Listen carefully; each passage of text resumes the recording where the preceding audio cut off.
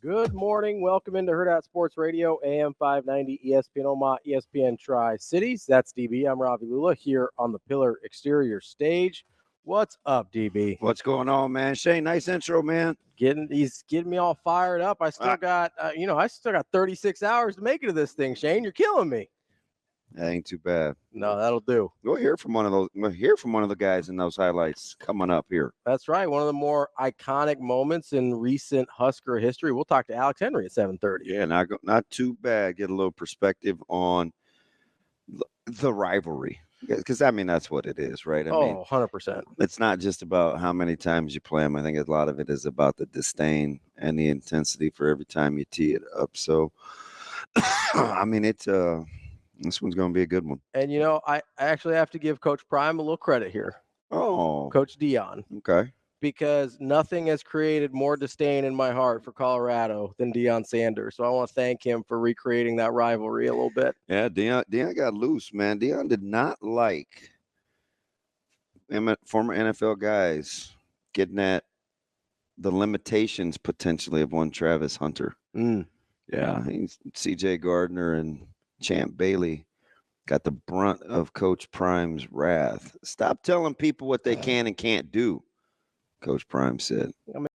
Entire game of NFL draft. You're analysis. Not going to defend them, so I'm not, I don't need that perspective, but I get it from a coach. Well, that's what I'm talking about. I get it from a coach. From a coach. Right? Like if somebody was talking about one of your guys. Yeah. We had this with Anthony Rizak last year, right?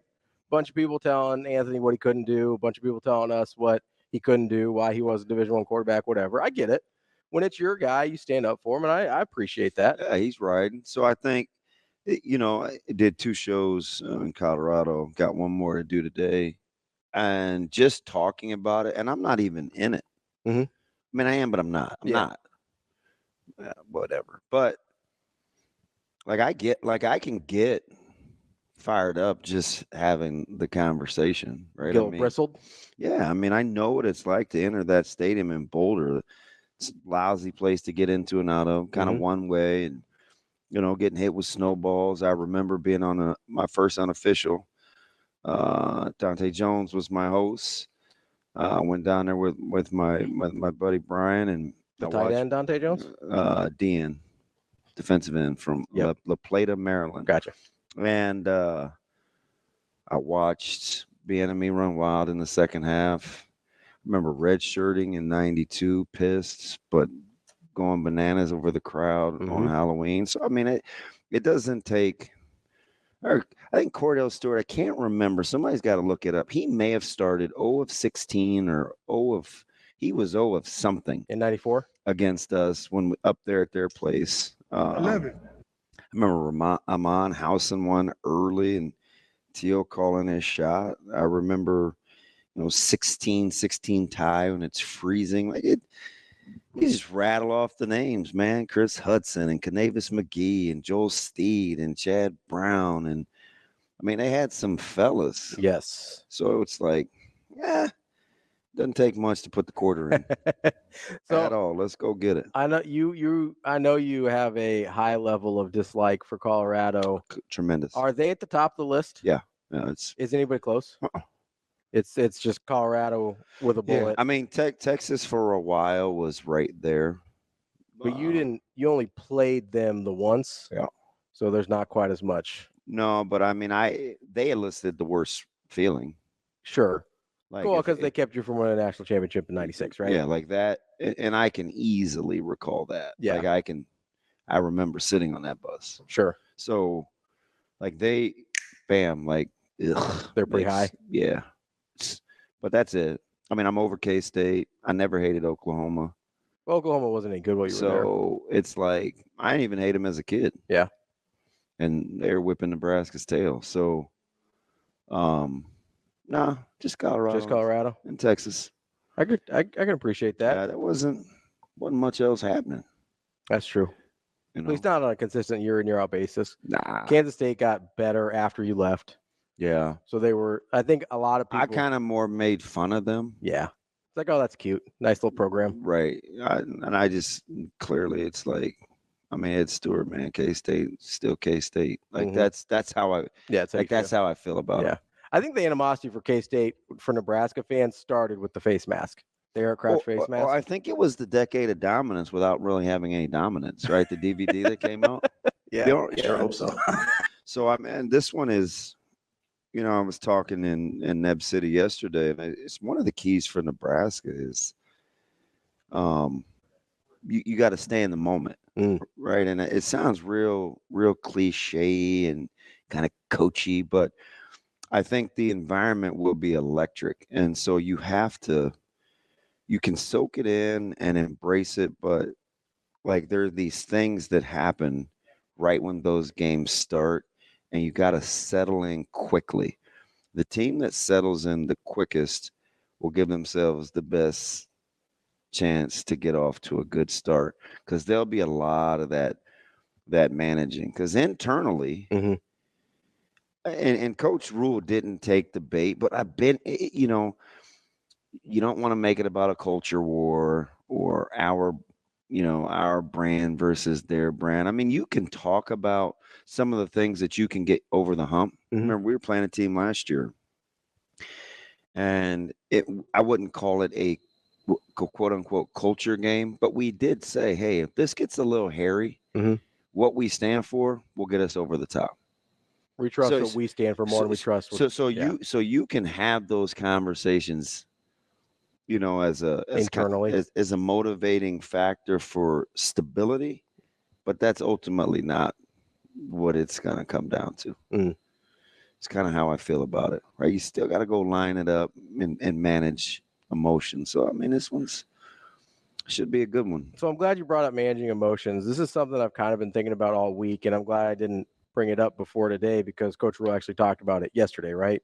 With the Errol Spence, Bud Crawford fight that he was talking about showing his team earlier this week. Yeah. And how my man has an affinity for Terrence Bud Crawford. You know how I know that, like, he's a real Nebraska guy? Because he loves Bud. Well, I mean, that's the first thing he's like, I've been here such and such amount of time, and you're supposed to be the guy, man. I haven't met Crawford. That dude's like trying to bottle smoke, man. You ain't gonna quite get him all. It's hard to hard to hit him. It's hard to catch him. It's a traveling man. He's But yeah, I did like, and I do like that. And I remember, and he's a pugilist fan. Yeah. Right. I mean, I told you he was asking, hey, what time do you think that fight will start? Yeah.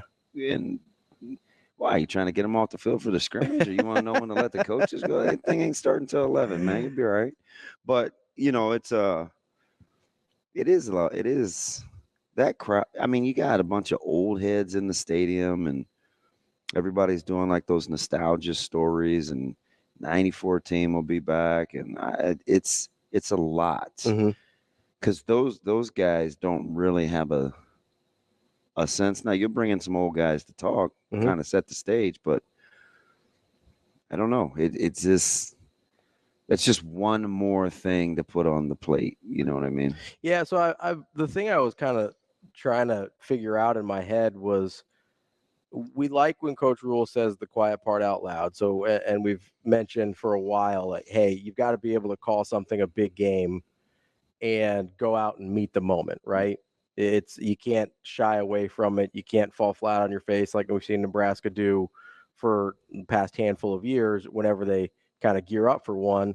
How do you balance that, being able to say, hey, this is a big game and it matters, versus managing your emotions and coming in methodical and stoic, the way he was talking about Crawford going in? You just say this is a big game and it matters, but it's in context of, are we going to be better in week 2 than we are week 1? Colorado is the opponent. This is our current benchmark. So you can still say what it is, but you stay right here, man. It's like, Columbus will be a bigger game than North because it's Columbus, right? But that's what we always talk about. You know what Nebraska always talks about? Getting the next one. It just happens to be Colorado. That's you look at that as a bonus, right? Ooh, marquee, brand name. You can understand what it is that you're dealing with in the macro, but at the end of the day, you still talk about being the best version of yourself, and you get to do it this week against Colorado. It could still be a big game, but it's what's the word I'm looking for? It's in sequence. Okay. Of the bigger picture. It's just the next step. The next step, right? Okay. And I think that's how you have to look at it. I mean, the player, you don't have to tell them it's a big game. I mean, right? They know. They feel it. They know. It certainly doesn't feel like it did last week, right? I mean, they know. Yeah, it's got a different vibe around it, right? Like Caleb doesn't know anything about the intensity, right? Now he's maybe heard me say, I don't know, like if I'm talking to Doom or somebody, like he's maybe heard me talk about like snowballs being thrown or like the vitriol of fan bases, or I know clearly he's heard me say I hate Colorado, but this is years ago, right? But we were talking about this course this week in practice, and at the very end, he's like, it's personal. I'm like, how's it personal for you? But I don't mind though. Yeah. Right? That might be one thing I got right. Like some things you do take personal, and that's okay. It doesn't mean you're consumed by the moment. It just means you understand what you're dealing with. Is that kind of go back to the thing that Coach Rule talked to us about in Indy, the feeling emotions without being emotional? Yeah. That's 100% what it is. That makes sense. It's 100% what it is. I mean, I could sit here and tell you that I coach every game the same. I don't feel the same about every game. But as long as your process doesn't change. Right. You can feel however you feel. As long as the process sticks what it is. Well, I mean, it's just how it goes. Yeah. And anybody, I think, that's telling you any different is being disingenuous. It's just you just don't get emotional about it. It's going to elicit different emotions, though. Well, and so I like that distinction. I'm glad we were able to talk through that, because like I do think sometimes people are a little disingenuous and be like, oh, it's just another game. It's like, it's not really. They're not telling the truth. Right? Like I know it's almost like if you can't acknowledge that the emotions are heightened in this one, you're almost setting yourself up for failure, right? Because I guarantee you walk into that stadium on Saturday night, it's going to feel different than it did last week. And you can't allow that to sneak up on your players. Right. You have to kind of prep them for that. Yeah. Be like, hey, it's going to feel different. Right. It's like night game against Colorado. It's going to feel different than 2:30 against UTEP. And if you don't acknowledge that and help them out there a little bit, you're not doing Now, any if favors. they're on their A game, they will maybe make the correlation between feeling that first game and representing the U and first start for some, because there's still all those things that happen. Now it's just, or like you're Dylan Raiola, it's your first start in Memorial Stadium. The incremental building block. Yeah. Right. I mean, believe me, it won't take long to let them know it's Colorado. It ain't tapping them on the shoulder like, hey, it's me. Hey, by the way. Yeah. Let's get to our guy. By the way, they're 100 yards away from us. Are they staying over there? Yeah, 2 big trucks out there. You can see it. Colorado Buffaloes. Oh, yeah. I don't even look at the parking lot. 2 big rigs. It's a pretty truck. A lot of people stay over here. I know. It's they don't like staying in Lincoln. Nah, I wouldn't either. Doing too much. I used to know somebody that worked over at that one. Plus, it's literally, I'm telling you. So from here, it's like what, 30 minutes? 32. Yeah, so that's not bad. Yeah. I mean, you could stay 3 miles away in Lincoln and take you 32 minutes with the. Yeah. Probably take Schaefer 30 minutes to get to the stadium. Yeah, probably from where he's at for sure. He's out in the sticks over there, not like come sail away, the other kind of sticks. Yeah, that's a grown ass man right there. Yeah, big ass Ty Robinson. No more Freddie Mercury references. Well, that's the difference. Sticks is a different band. That's right. It's a whole different Queen, guy. Sticks. Brian May. Him too. You know, he's a physicist. Anyway, Chad May. Let's get. I heard he did a lot of songwriting. Chad Michael Murray. What? What? It's Aaron Murray. Did you see the Georgia? Yeah, he did a deal on Raiola's first start. Let's get to our guy Asian Wyatt on the line. Wyatt, what's going on, buddy? Good morning, guys. How's it going? Good. How's that breakfast sandwich, man? You still kind of low key bringing that up a week later with your little regurgitation? Well, how we doing with that breakfast sandwich? I was solid because I'm not even normally like because how was that egg cooked? Kind of overeat. No, it wasn't overeasy. But anyway, I normally don't like the eggs cooked that way, but I like it more like a scrambled. But that was delicious. I think I was thinking about this, not to go all lamenting about a breakfast sandwich again. You've been talking about the sandwich for a week. I think the secret was the eggs. Why? Because the sausage was sensational. There's no doubt about that. But man, that egg, it's still, and I ate it cold. Wyatt, is that mildly disgusting, or are we cool with that? I'm okay with cold food. Yeah, man. 9 hours later, I crushed that thing. No problem. Why? You gonna be down there tomorrow? I'm gonna be down there. It's in some ways a little bittersweet. My one of our good friends, his name is Paul Chinisi. He has season tickets, and every now and then he'd invite me to a game. He passed away this past summer. Yeah. And his widow, was very kind enough to give me the 2 tickets. So me and my best friend are gonna go down, and he'll definitely be channeling him. When I'm gonna plan to be loud as AF during that game. Loud as AF. I like it. Yep. I like it, Wyatt. Wyatt, Double A right there. hey, what's your feel? Do you like this team? If I'm listening to you guys, I better. It feels like the fan base is rallying. Like they're. I think they're confident in these guys. Yeah, it just because everything, it just has that feeling that everything feels familiar from those of us who were alive, 25 years ago. It feels familiar. You have a prediction, Wyatt? You got a feel? My mind is my mind and heart are kind of blending together because it's the big plays. If we can prevent Colorado from limiting those big plays, and I feel like we can have a very comfortable win.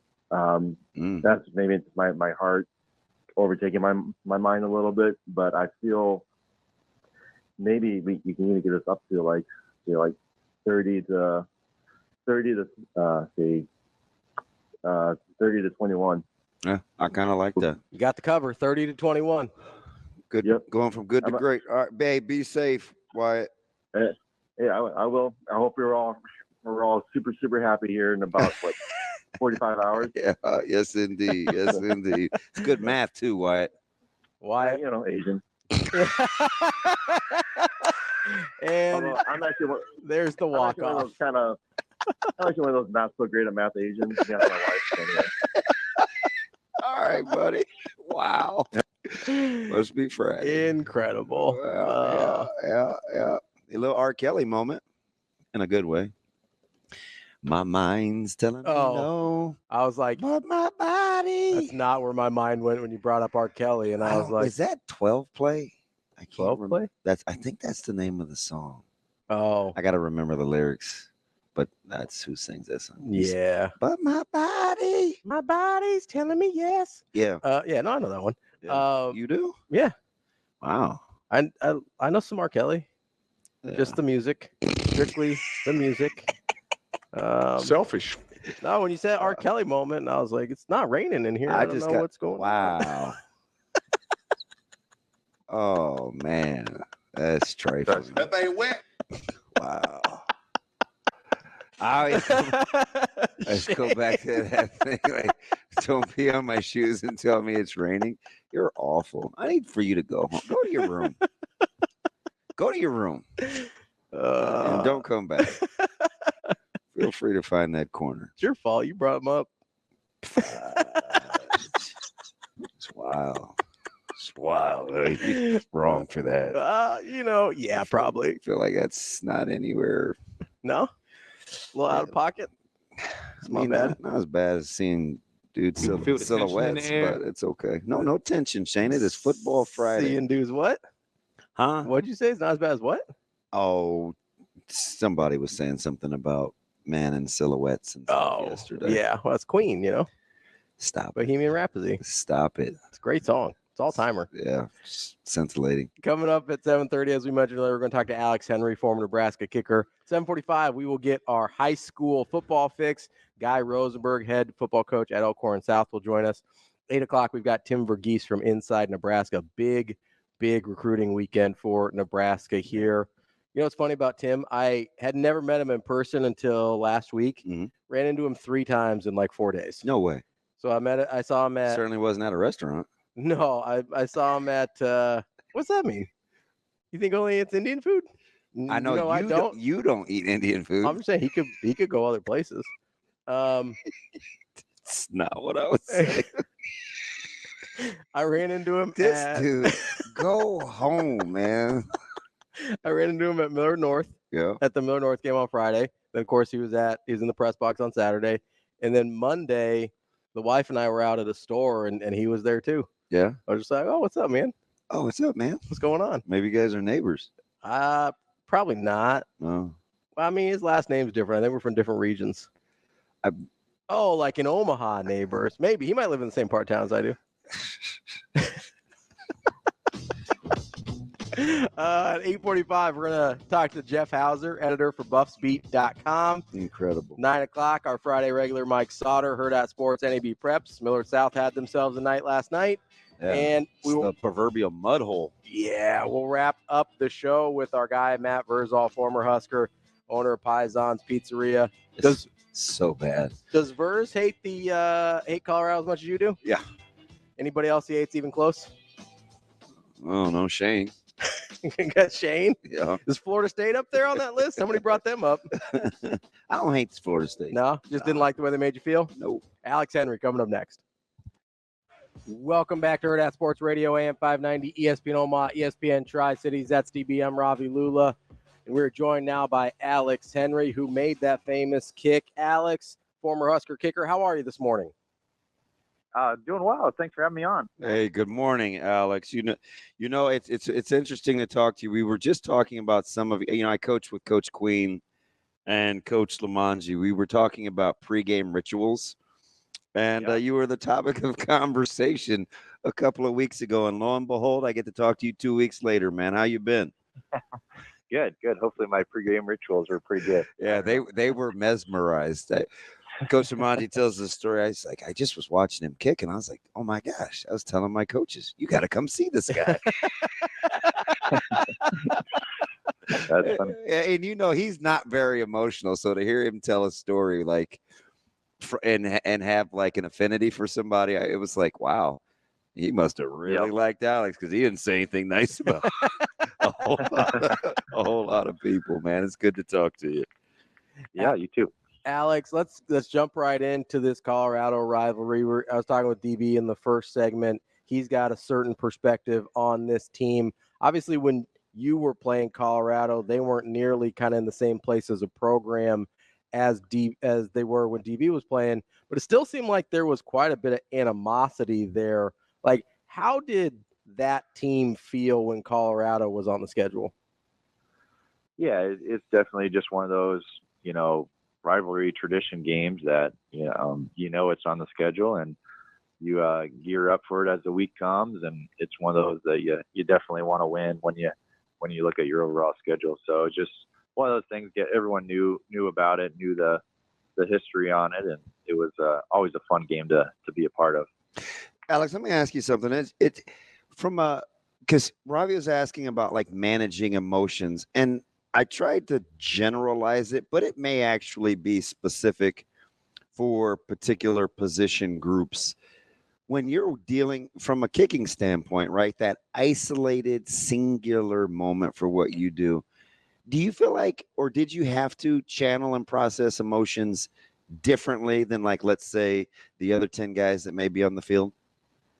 Yeah, I think the big difference is, as a kicker, you're not out there all the time, right? So you may only get 3-4 opportunities a game. And, if you're playing in Colorado and people are yelling at you, and, you got to really focus in when your time's called and make sure you're ready to go. It's just, you may only get one shot at it. And if you're not in the right headset or mindset or whatever, you're not going to perform when you need to perform. And so it's just trying to block out all the noise and make sure you're ready to go when your number's called. And that's probably the biggest difference from all the other guys, is just trying to capitalize on your opportunities when you're called on. So. Alex, I've always been curious when you're in that moment, obviously you've got the famous Colorado kick, and that set the school record for the field goal. When you're in that, think about kind of the context of the game, or is it always just, hey, this is the job, go make the kick? Like, are you thinking time and score and sort of game situation at all, or is it just all about that particular kick? Yeah, you do think game situations just because you want to be ready to go and kind of know, hey, we need a field goal here, or hey, I'm not going to be really up probably because we need a touchdown, or that kind of thing. So you're always thinking that, always trying to stay into the game. It was my mindset. I never just wanted to wait till they're like, oh, you're up and off we go. It was more kind of stay in the game and act like you're part of the bigger picture of the game and not just focus on yourself. So, and then it's just controlling. The big thing is just controlling your emotions when it's coming. It's, if you know that, your team's got the ball on the 20 and they got to make a drive to kick a field goal here, it's, it's coming, and it's how do you handle those situations and how do you prepare yourself to be able to handle the, what happens to your body as those emotions start flowing. So that's the big thing, is just being able to control those aspects and getting the mind right and ready to go. So. Talking with Alex Henery here, the former Husker great. Well, actually, I always struggle with former. Like, I almost never say former. I think you're always a Husker. You're always going to be a Husker A train. But Alex, let me ask you something just on a different level. Obviously, I coached Tristan Alvano for his career at Westside and talked to him all the time. And there's this falling back on your training model, right? That goes with athletics and the repetition and recreating the moment. He's had some injuries. He's working through that. Had some emotional ups and downs kicking. If you were going to open up a school, right, and you're going to say, hey, listen, pressure-packed situations, it's never easy. We're going through 3 or 4 times a day or a game. You've always got to be on.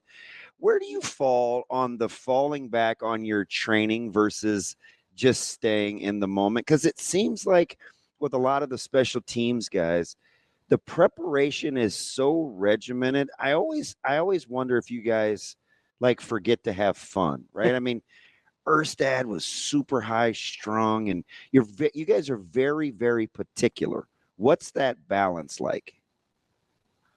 Yeah, it's interesting.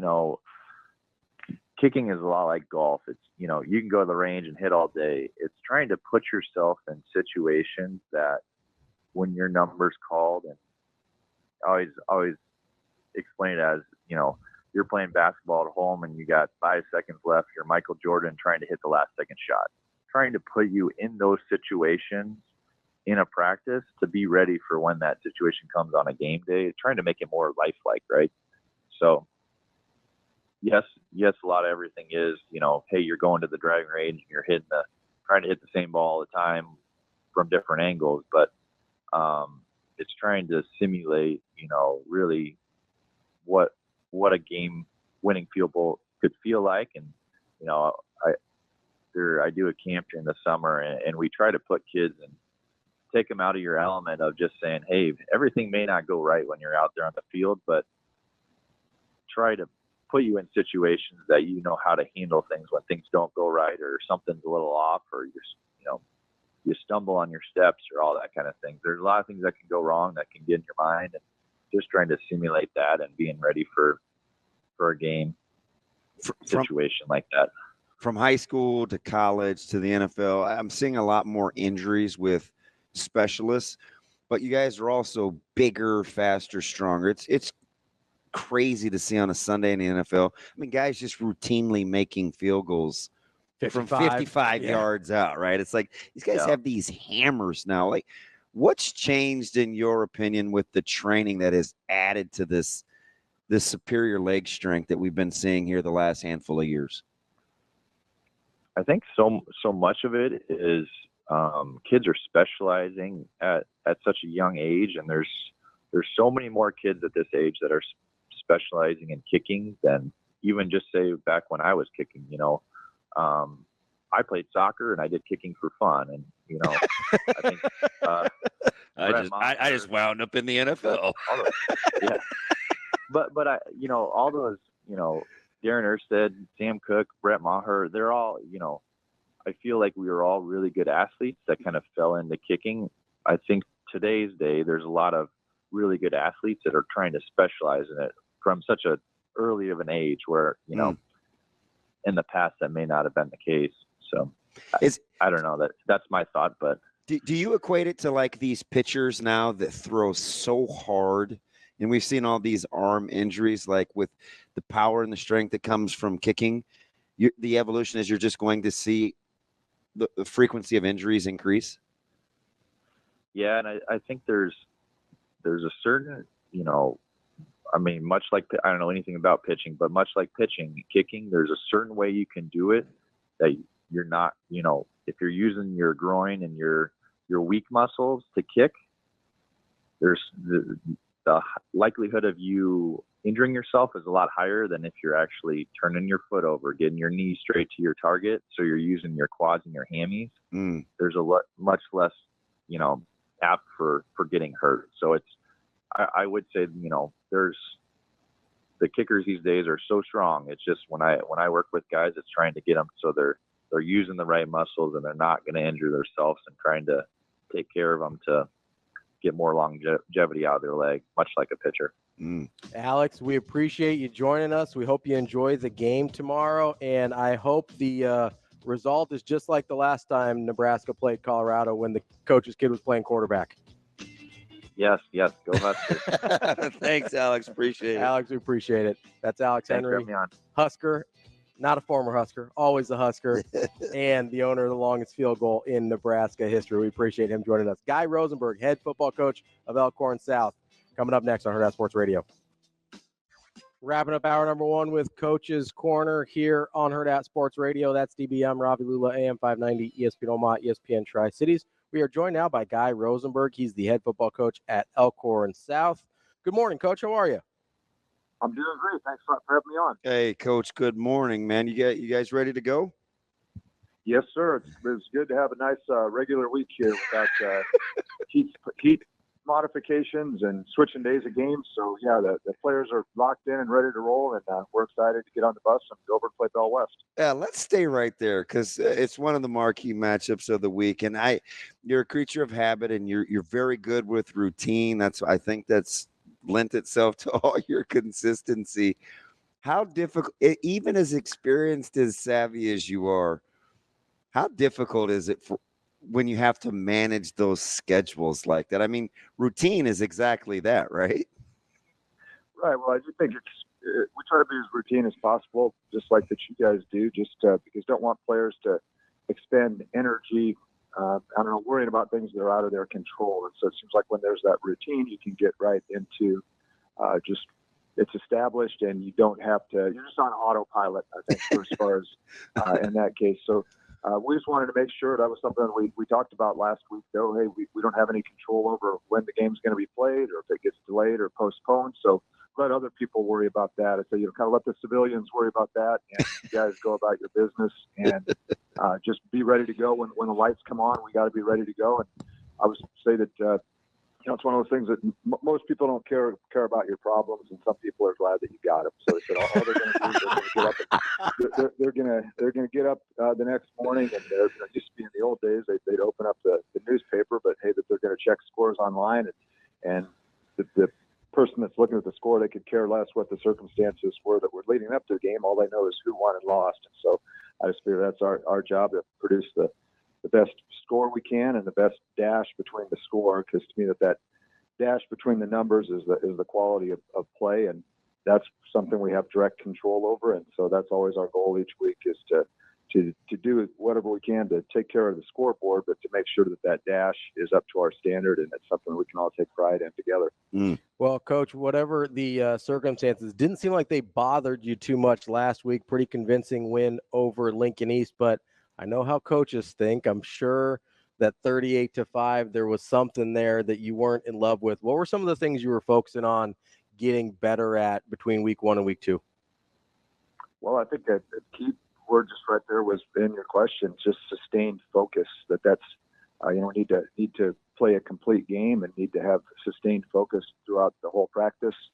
It was where we did a good job of getting out and taking control of the game in the second quarter, and we really pride ourselves on finishing the last 4 minutes of the half, and then getting things started for the start of the second half, the first 4 minutes of the second half, and I made a poor decision right at the end of the first half to put back a punt returner when we'd had him stopped on defense, and East ended up getting the ball right inside our 5-yard line and was able to get a score right before the half. And got a ton of respect for East. Just again, I've known those Coach Ging and those coaches for years. I used to be an assistant down there, and so of course they fought back and came and really got after us there in the third quarter and made a game of it. And we had to fight our way out of that corner. So I think that just if we could have finished out the first half stronger and started out the third quarter stronger, we could have taken a real stranglehold on the game and made our lives a lot easier down the stretch. So I'd say overall, from a big picture standpoint, it's just that sustained focus and sustained effort to,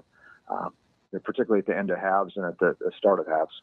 So I know I've known you long enough to know where I'll only use individual names to prove to get to the analogy. So, but you don't we won't go into the individual accolades. I know you're very team oriented, but when you talk about guys like Sutko and Geezer and Madden Riggs, whose evolution is coming, and Shanahan and some of these guys that are now full-time roles on a really good team, what's it been like to transition from losing a fair amount a year ago, a team that was very successful, to having these guys come into their own as kind of that next group that embodies the consistency that has been Elkhorn South?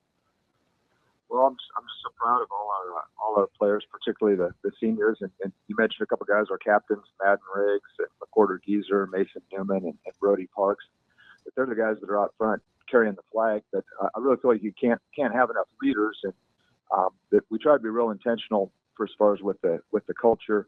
Coach Vance, we have a legacy by James Kerr about leaving the jersey better than you found it. We had a senior book club that was there. We have a big brothers that have mentors and have mentees. And so last night when we had a team meal, the big brothers sit with the little brothers. So I think that just that clear standard that flows within the program, I think it allows us to be consistent from year to year, that we really talk about building a program, not a team. We've got great coaches at all levels, like Coach Hunter, our freshman team. Our A team just beat Millard South 27-0 on earlier in the week. It's a good young group. A good start, and they're working hard there. So I think that's just it has to be passed from generation to generation of players of, hey, this is the expectation.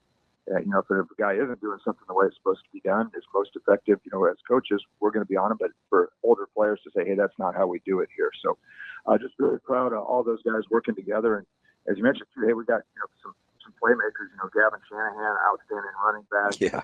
Landon Tate, he's a guy I think that's flying under some people's radar. I'm sure he probably got on it a little bit more during track season with how well he runs in that 4x1 and 100 and 200. But just last week he had, I think it's his second 95-yard plus interception return for a touchdown that really flipped the tide of the game in the third quarter against East. So I think it's just a big belief that it's kind of overall that, hey, you have to be working behind the scenes so that you're ready when your time comes. That I tell guys that it's not like, again, a lot of my comparisons are getting old-fashioned, but it's like you're not waiting in line for concert tickets. Just because you're at the front of the line doesn't mean just standing in line isn't enough. You need to be actively working, because there's going to be younger players that are going to be working. So I think it's a matter of players preparing themselves so that when the guy in front of them graduates, they're ready to go. And I think the way that we systematically rotate players, I think that helps guys to be ready.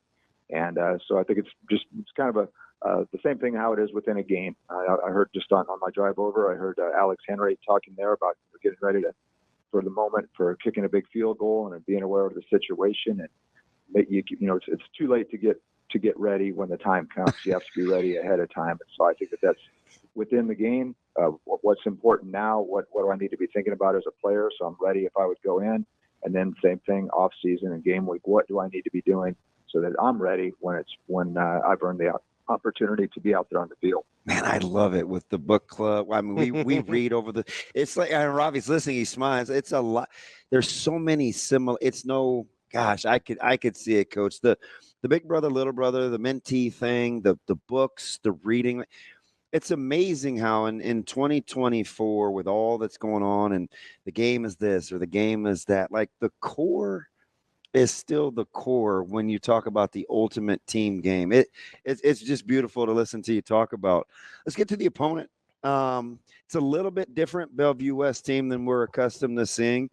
Added the quarterback run game dimension. Obviously, they had a barn burner last week with Central. What concerns you a little bit with your opponent tonight in such a early season key matchup? Well, I mean, just that Bell West, they got a tradition of excellence, and they're always going to be innovative offensively. And again, quarterback run game. I'm a big fan of the quarterback run game myself, and I know that you are as well. Yeah. And I think it just really helps out as far as what you talked about with the game changes and evolves year after year, but it's still a game of winning with reliable people and with numbers, and having a running quarterback makes a big positive difference. And I know that Bell West, particularly down there in the red zone, that you're going to get a heavy dose of a quarterback run. And so I think just too, he's an outstanding quarterback that's multi-dimensional, can throw, makes excellent decisions, can run. And so anytime you've got a trigger man like that, it's a real challenge defensively. But again, we've got an amazing defensive staff, and they do a great job of putting together a plan each week. And I'm real excited what they have in place. And I'm real excited, to go get a chance to go over and these are the type of games that just you really look forward to as a coach and as a player, getting a chance to get on a bus and have it be a true road game where you're traveling a little bit before you get there, and all it is that everybody you got on the bus against the world. So it's going to be a fun night. Coach, I'm always curious when you've got a lot of changeover. Obviously, you guys had it from last year, this year. Your opponent this week, Bellevue West, has a lot of change from last year to this year. And schematically, you mentioned all that QB run game. That's not something they were really doing a lot last year. How much do you have to rely on kind of what you know about the coaching staff and what you know about the personnel versus what you've seen on tape prior to just the one game they played last week? Yeah, that's a good one. Well, you're right. I think that it's more overall of, kind of personalities and profiles of teams and coordinators over the years. And it seems like now too, talking about the modern game, just there's so much more information that's available, when they're getting a chance to meet with schools or, clinics and online, that a lot of times you're not sure, particularly when you're playing somebody in the season opener, even if they have a very, very strong identity as a program, but you're not sure, hey, what new players are going to be in place? Yeah. How are they going to adapt their scheme to their players? So I think that definitely that, with, Bellevue West, always a tradition, is going to be taking shots downfield and, making you defend the whole field. And I think now also too with the quarterback run game, I know it seems like that back in years before too, that a lot of times down there in the goal line area that they would go wildcat, and a lot of times it would be a running back that would be there, or maybe they'd go empty wildcat. And now it just seems like that's more where they've got a similar type scheme, but now it's with their quarterback that's down there. So I think that you're right that most excellent programs have strong identities, right? That there's not going to be a huge fluctuation from year to year, right? That there's going to be modifications that are made based on the personnel they have. But you're right, now it's such a small sample size that I kind of have to still be there on game night and get confirmation of, hey, are they lined up the way that we think that they're going to be lined up? Coach, appreciate the time. Good luck this week, and we'll catch up again soon. Best wishes, Coach. Well, great talking with you guys. Thank you, guys. Thanks. Bye. That's Guy Rosenberg, head football coach at Elkhorn South. We'll be back with Tim Verghese from Inside Nebraska coming up next. Kicking off hour number 2 here on Hurrdat Sports Radio, AM 590, ESPN Omaha, ESPN Tri-Cities. That's DB. I'm Ravi Lulla here on the Pillar Exterior stage. We've got Tim, Shane? Yeah, he's here. All right, he was for a second there, but we'll get him back. We're going to get our guy Tim Verghese from Inside Nebraska here in just a minute. Appreciate Coach Rosenberg talking to us on game day. I know how you coaches get a little squirrely on game day sometimes. No, that's good. I mean, I like the insight. I love the whole, like we have books, We do a chapter a week, a reading. We do the big brother, little brother, the mentee. Like that's, I don't know. I think that stuff matters, man. Culture taken a long way, and I think it's sometimes it's overused. It's because we don't understand it, but yeah, it's a good deal. We will bring in now our friend Tim Verghese inside Nebraska. Tim, how you doing this morning? Not too bad, not too bad. Went out to go see Miller South last night. Dominant win. Yeah. What'd you take away from that one? I don't think anyone in the state stopping that offense. I think it's a combination of, the talent we kind of knew on paper was going to have a chance against any team in the state. But then watching them last night, they're running the Tennessee offense. You're seeing wide splits. You're seeing stack formations on both sides. You're seeing 9-8-9s, and Jet can whip it. Jet's just ripping it 40, 50 yards downfield, dropping it in a bucket against the sideline. He looked really good last night, and he's got a real nice group of pass catchers to help on that side. Last night we saw on one side it's a stack formation with Chase Lofton and Isaac Jensen, and on the other side it's Deshaun Prince and Amarion Jackson. How many people in the state, how many teams in the state can cover that? Oh, hopefully we'll get a chance to figure that out. I'll say you're talking to a guy that hopes certainly hopes he can. Hopefully we get a chance to embrace that challenge.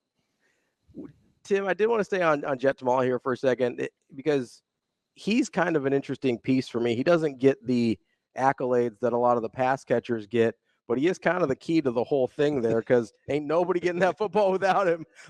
How have you seen him progress from last year to this year, both in the offense and with the pass catchers he's got?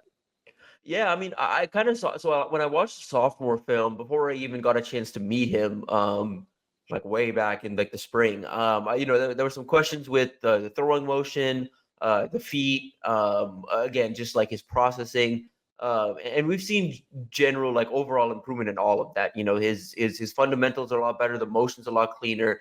The feet are a lot more stable. I will say again, one thing yesterday, and something the offense does grant him is it does give him a second to kind of make a read, but it does take him, a hot second to get to that open man. So I think that's something that's got to work is just that internal clock, that processing has to improve a little bit.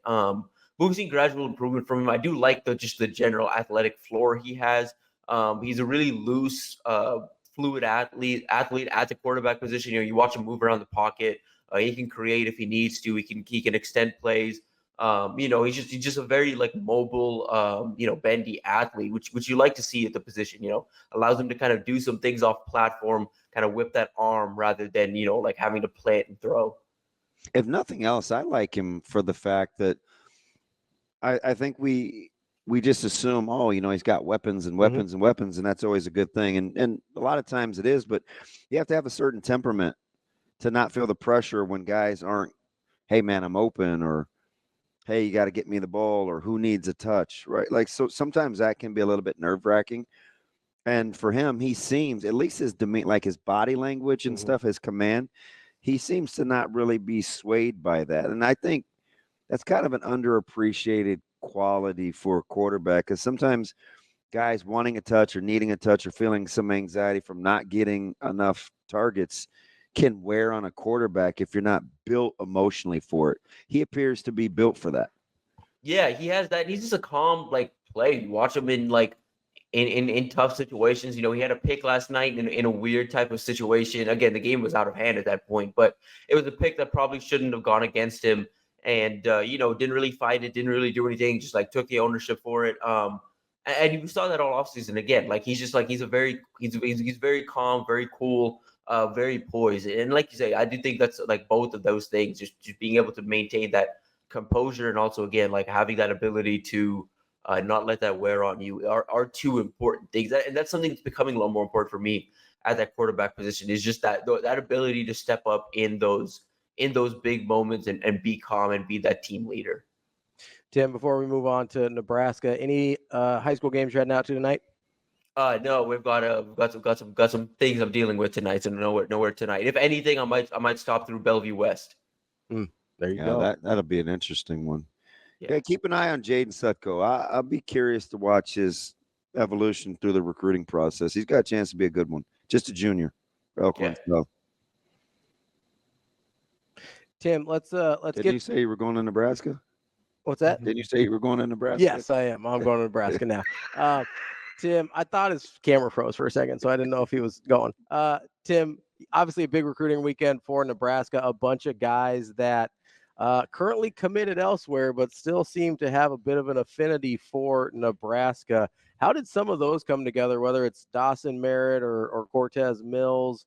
How did that start to happen as we got closer and closer to this Colorado game? Wait, is Mills in or out?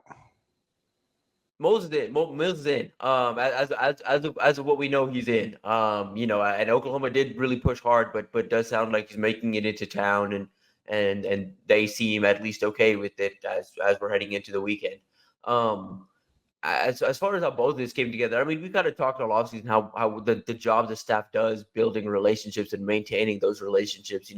Merritt over the summer was like, he never really hinted at the exact names, but over the summer, when I last talked to him, he was like, yeah, I'm firmly committed to Bama, but there's a couple of schools, that I have good relationships with that I'm still having dialogue with.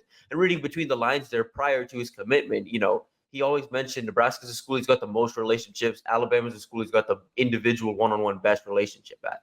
So Nebraska's been in that mix pretty much since since they offered, but even after he committed to Alabama, that was a narrow, like Alabama barely beat out Nebraska there, and Nebraska hasn't stopped pushing for him. Same thing with Cortez Mills. With both of those guys, I think what's also helping Nebraska here is both of those guys had opportunities to come on campus in the spring. Them and their families had opportunities to build relationships with Dylan Raiola and his family. And you've got now Dylan working on both of those guys, trying to get both in the class. It's interesting. I get it, rightfully so. Sanders Jr. got a ton of the offensive line talk, but for as much as a guy as good as Cantwell can fly under the radar, even in this conversation, sometimes I feel like he's an afterthought, but man, him being a part of this visit, getting a chance to spend some time with Coach Raiola, I mean, what can we say about Cantwell relative to his recruiting process of guys like Sanders? Appears to be the guy's a stud. Yeah, and I think here's the difference between him and Sanders. With Sanders, if anything, the ceiling and the reason for his lofty ranking and all of that is because of his technique and athleticism and just the ceiling he has. Once he puts on some weight, he's kind of stuck around 265 intentionally, going to wait for that college program to put that weight onto him before his freshman year. And there's a chance this kid doesn't even play his freshman year. He kind of takes a redshirt year to kind of develop, add some weight gradually before kind of stepping into a bigger role as a sophomore. And right now at Tennessee, that opportunity is kind of granted to him. With Cantwell, that's a guy that's going to step on campus ready-made to play, but he's going to need some work on his technique. I think he's more similar to obviously the ceiling is higher and the floor right now is also already higher. There's a reason in their difference in rankings, but he's a lot closer to like a Grant Bricks, where it's like, you're bringing him on campus and your goal is in that first semester, in that first fall camp, is to develop him and get him to a point where he can hold up in pass pro, he can hold up against the run, and because he's got the raw tools, he's got the raw strength, he's got the raw power, he's got all of that. He's got good knee bend, all the things you like to see. Good athletic, again, just background.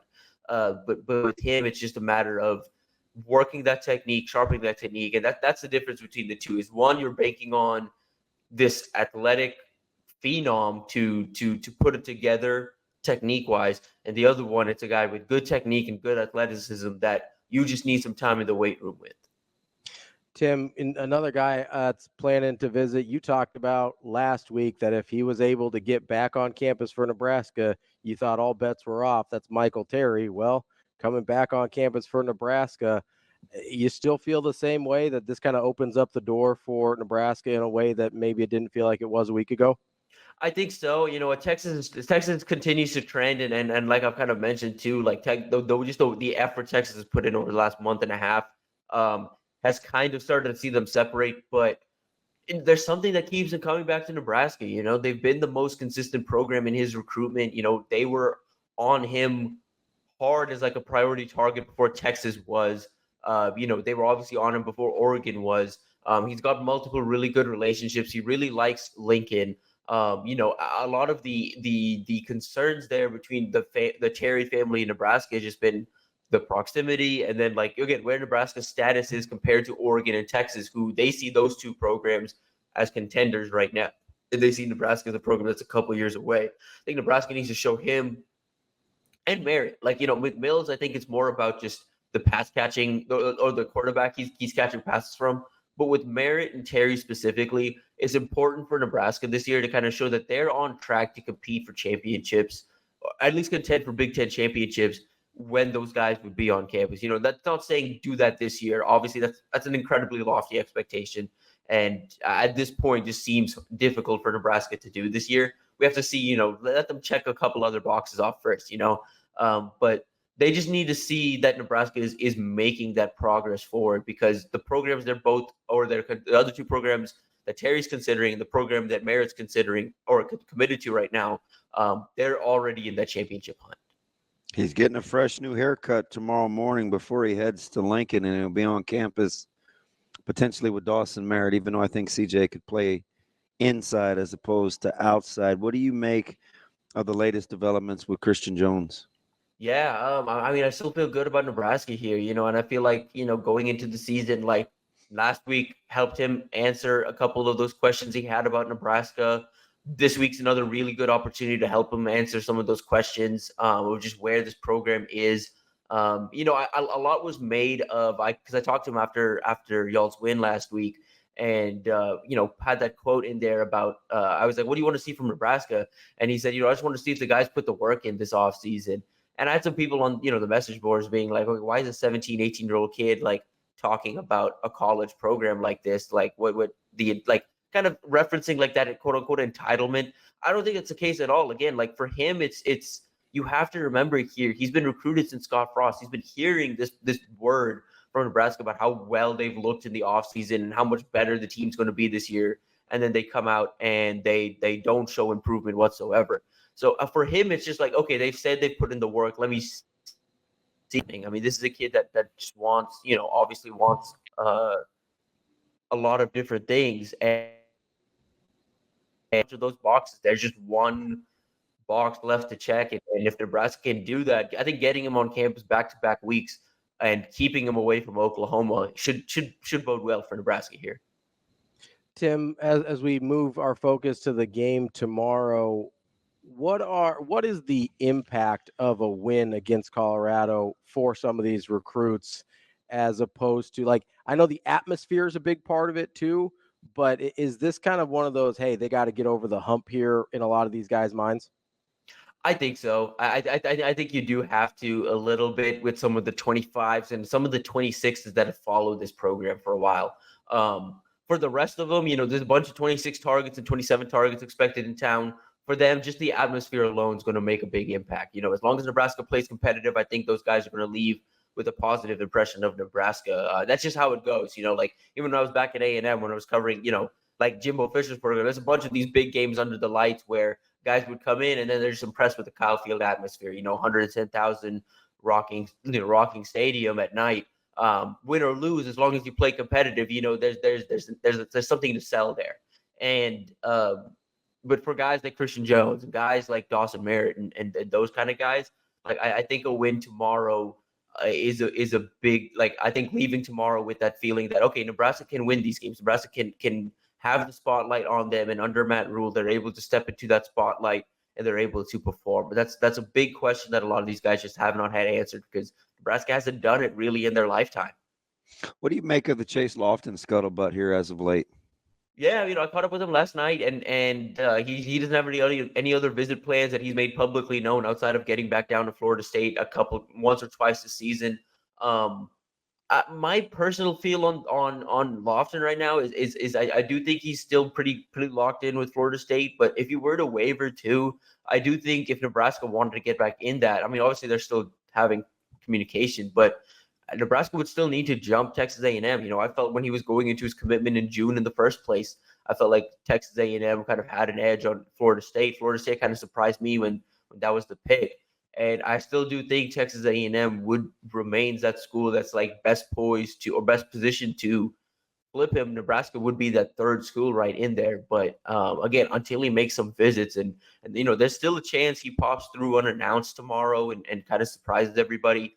I wouldn't really count on it at this point, but again, I wouldn't really count on it either way at this point. Yeah, I give him a lot of grace just because I sometimes I think, and I don't know, this isn't like, ooh, I talk to, mom, dad, or Chase. I just get the sense sometimes that it's okay if players, it takes a certain temperament to want to stay in state and deal with everything that comes with being an in-state, highly recruited person, right? Like, and it's okay, like, if that's not for you. I don't begrudge that at all. I mean, like, Josh Banderas would feel a lot different than, let's say, Baker Steinkuhler about staying in state as a highly recruited guy. Like, it's different for all in-state guys. So I'm willing to extend a lot of grace, man, because I think you need to be thoughtful about that.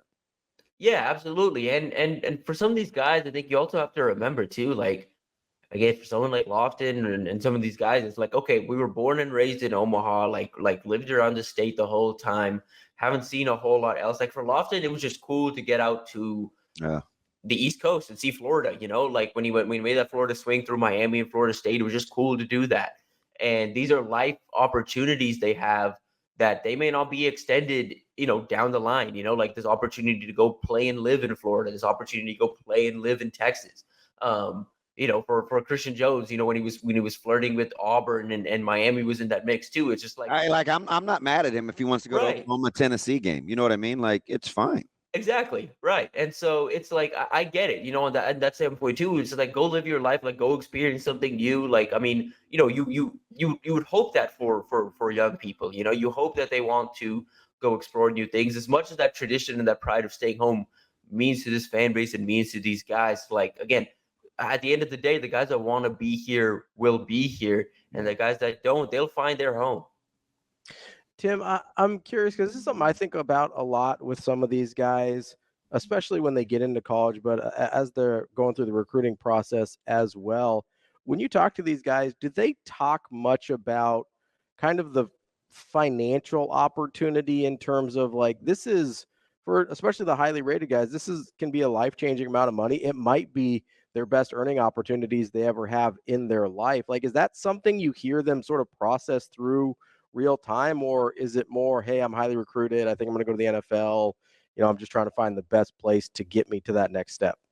And with the highly rated guys, I think what was actually kind of interesting is I'd say the top 100 to 150 recruits or so, for those type of guys, the market is relatively even across the board, where NIL doesn't actually become a factor because it's like, okay, at every school, I know I'm going to be making at least this much. And so, okay, hey, a school could come in and maybe throw a little more, just like any business. When you're outbidding, a school could come in and throw a little more at him and kind of be like, okay, like we throw a little an extra for you. Here's a car. Here's this. You know what I mean?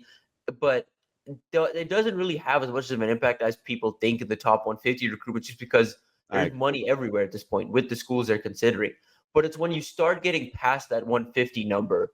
I'm not going to name names here, but there was a Nebraska target this summer that committed elsewhere. And when we heard the numbers that the school that he committed to threw at him, it was like, oh yeah, I mean, go take that, because Nebraska wasn't giving you that. The other schools in your recruitment weren't giving you that. That was a much needed win for the team that got him, and they paid up to get him. But like, that's like, Nebraska's not going to deal with that, because they've got higher targets that they can spend that money on. They don't really like to, again, spend it really in recruiting if they don't need to. And but they'll make sure the guys that need to be taken care of are taken care of. Tim, when you look at kind of the Nebraska's recruiting portfolio, how the roster sits for tomorrow's game, what position group do you see paying the most immediate dividends against Colorado tomorrow? I think the trenches. I keep coming back to that. I think Nebraska's improvement and dedication to developing both sides of the line. You're going to see a culture, like two different cultures, beat up specifically in the trenches tomorrow. Like, how you build that up is one. Like Dion came in and he immediately turned over both sides of the line, and then he did it again this past offseason. So he's done that 2 off seasons in a row. And for Nebraska, it's like they came in and they inherited a bunch of, and this, like, think about the guys starting on both sides of the line tomorrow. For the most part, there's Michael Mazuka and Ben Scott and Justin Evans. Those guys are relatively new. But on both sides of the line, these are guys that have been here with previous staffs and didn't reach the ceilings that they already have under Matt Rule and Tony White and Donovan Raiola.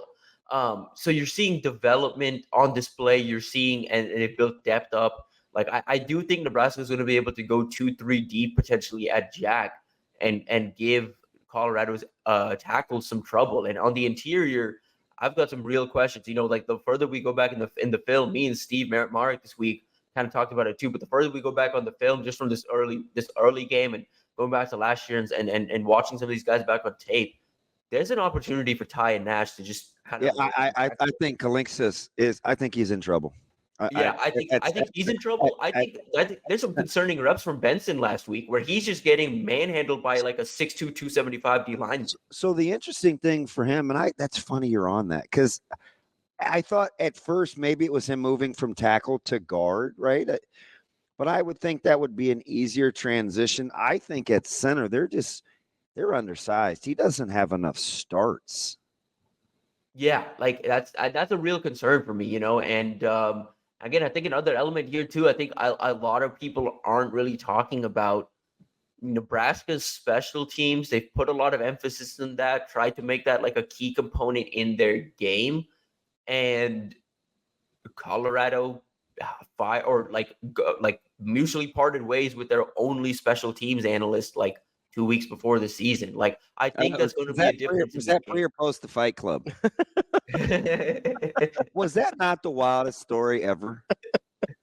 I mean, you have Coach Sapp and Coach Sanders doing play-by-play blows of your special teams coach that's fighting a GA or whatever on campus. Well, but full disclosure, you guys, and feel free to talk me off the ledge. That's what makes me have a little trepidation. Like, how would Nebraska not beat this team? It's a total mess from the outside, right? But they could win the game. Yeah, I mean, that's my whole thing. Like, I think what comes back to this game, like, and again, it may not pay off this year necessarily, and I don't even know how long Deion's going to be there, if he even sticks past this year, to be honest, just because Travis and Shedeur are such, I've said this all week, such ceiling and floor raisers for that team. Like, they make so much happen for that team. Like, they individually keep that team in games and give them an opportunity in every single game they're in. Without those two, that team is really, really bad. Like, there's just not enough. There's just not enough there. And that's not even a shot. It's just like, again, like Deion and that staff were able to, obviously Shedeur is his son, but like, they've developed Shedeur into a legitimate Clearview talent, and like, give them credit there. Shedeur was a 3-star coming out, was underlooked. I remember covering Shedeur as a recruit. Like, he was looking at options, and some schools just straight up closed the door to him. Like, we're just like, we're not entertaining this. We're not doing this, which is why the Jackson State thing happened, why he went out there and proved himself, why he plays with that chip on his shoulder, because he was at one point counted out, as hard as that is to believe. But with him and Travis, it's like, these aren't guys you can just find again. You're not going to go into the transfer portal or go out and recruit the next Shedeur Sanders or Travis. That's just not going to happen. Tim Verghese, Inside Nebraska. Great stuff as always. Tim, we appreciate the time. We'll talk to you next week. Thanks, Tim. Sure, we'll see you tomorrow. We've got more Hurrdat Sports Radio coming up next. Halfway through the show here on Hurrdat Sports Radio, AM 590, ESPN Omaha, ESPN Tri-Cities. That's DB. I'm Ravi Lulla. We're live on Twitter, Facebook, YouTube. Got some NFL going on now, too. Yeah. I definitely feel like I capped that game right last night. I do. They didn't cover. Yeah. But the way it played out. Yeah, like I can't. I was watching that thing last night after Holy Ghost, and thank goodness for the delay, right? So I wasn't that far behind because there are so many cheap. I bet I saw probably 15 Mahomes jerseys in that place last Really? night. Oh yeah. But that game is a great example of why you cannot just look at stats. Yes. Because if you look at Lamar Jackson's stats, you're like, 90 QBR and 1 touchdown, no interceptions, fairly accurate. A lot of rushing yards. What he topped 100, right? I think for rushing yards. The inability to hit wide open guys in the end zone is incredible. Yeah, I mean Zay Flowers is naked. I mean, he had Likely. I always want to call him Derek Lively because the basketball player. Yeah, Isaiah Likely in the corner, and then even on the one that Likely didn't catch, the go route that Watson broke up. Yeah, if that's Mahomes. Yeah, or Burrow. Like that's a touchdown. Yeah, there was a couple long ones where I can't remember. I think it was third quarter where the guy, it's like a deep post, and he's got the Kansas City defender beat, and then it's thrown behind him, so the Kansas City defender catches up and slow just down. bats it right out of the way. So it's just things like that. It's like, you know what? I don't know. A lot of bad balls. I don't know if you're going to get over that hump. Yeah, I mean we're pretty deep into it at this point. Like I was talking to T-Mac about it last night. It's like just to watch him not be able to complete those kinds of passes has to be maddening. The Zay Flowers one was, I mean, but on the other hand, I said this when they picked him up, and I poo-pooed it, right? Mm-hmm. I got the Derrick Henry signing, but what did I say? I said they were getting those rushing yards anyway. Yep. Like I'm not sure how much if that's gonna be a monumental upgrade in their ground game. And I remember you were like, well, maybe you can salt clock late or have somebody to hand the ball to. And I totally I get what you meant though. I totally get that, but number one, you have to figure out if you're Monken, whose hands do you want the ball under? Yeah. I mean, it's a fair question. Right? It's like do I want 3.5, 4 yards a carry? Throwing 8. Or do I want the guy that can house it every time he's got it? I did wonder if part of the reason they signed Henery is if they wanted to try and take some of the burden for Lamar Jackson, but I just don't know if that's in his DNA. Like you can stop calling certain plays in terms of QB run and whatever, but most of his rushing yards didn't come off a called QB run. But man, one of the things besides the inaccuracy that I was looking at last night is it felt like he bailed so early over and over Chris again. Jones is a home record. Oh, for sure. They had zero answer for CJ. That's what I don't know if he was seeing ghosts or something too. And how he continually gets better. Yeah. He's really, really good. He's incredible. But I mean, you have to chip, you got to keep guys in. But that's kind of part of my deal with Lamar is, as incredibly talented as he is, as productive as he's been, at some point you have to not take off, right? You have to sit there and make the throw, even if Chris Jones is coming for your head or what, like, you know what I mean? There's every time he would take off, it seemed like it was happening a little bit quicker and a little bit sooner. And he was just not willing to kind of go through it and say, because he's going to take the hit anyway when he runs, but it felt like he was unwilling to sit in the pocket. And I'm not saying you should try and hamstring him at all because of how talented he is. But at some point, if you're playing quarterback in the NFL, you got to sit in and make throws. Yeah. Like that's the game. And conversely, like if you just like wake up and you look at the stats or you're one of these fantasy nerds, it's just like,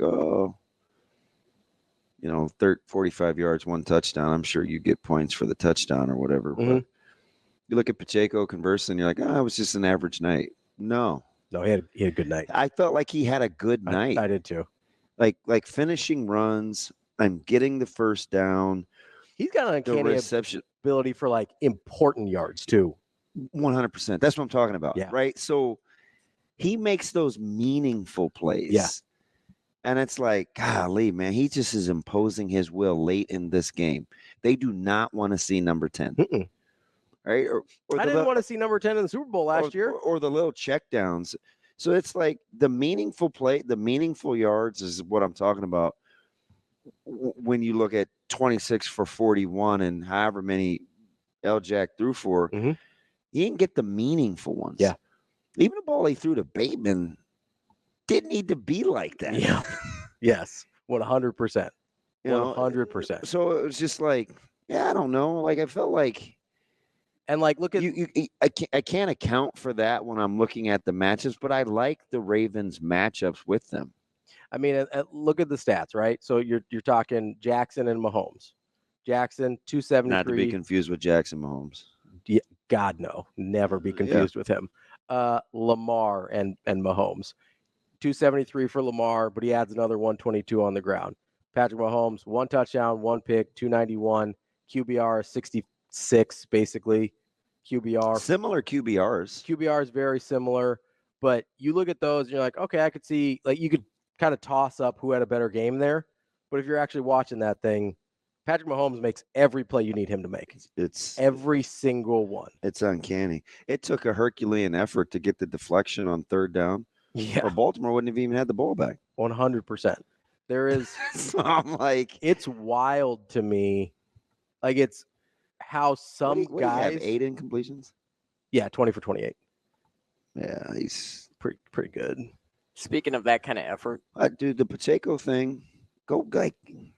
I'm so impressed. I like him anyway, even though he has a little Dowdell to him where he like misses holes. Yeah. But he runs so hard. Yeah, he just wants to barrel people. And he finishes runs, which I like too. So if you feed him enough, he's gonna he'll wear on you. But they're important they're just important but yards. You look at they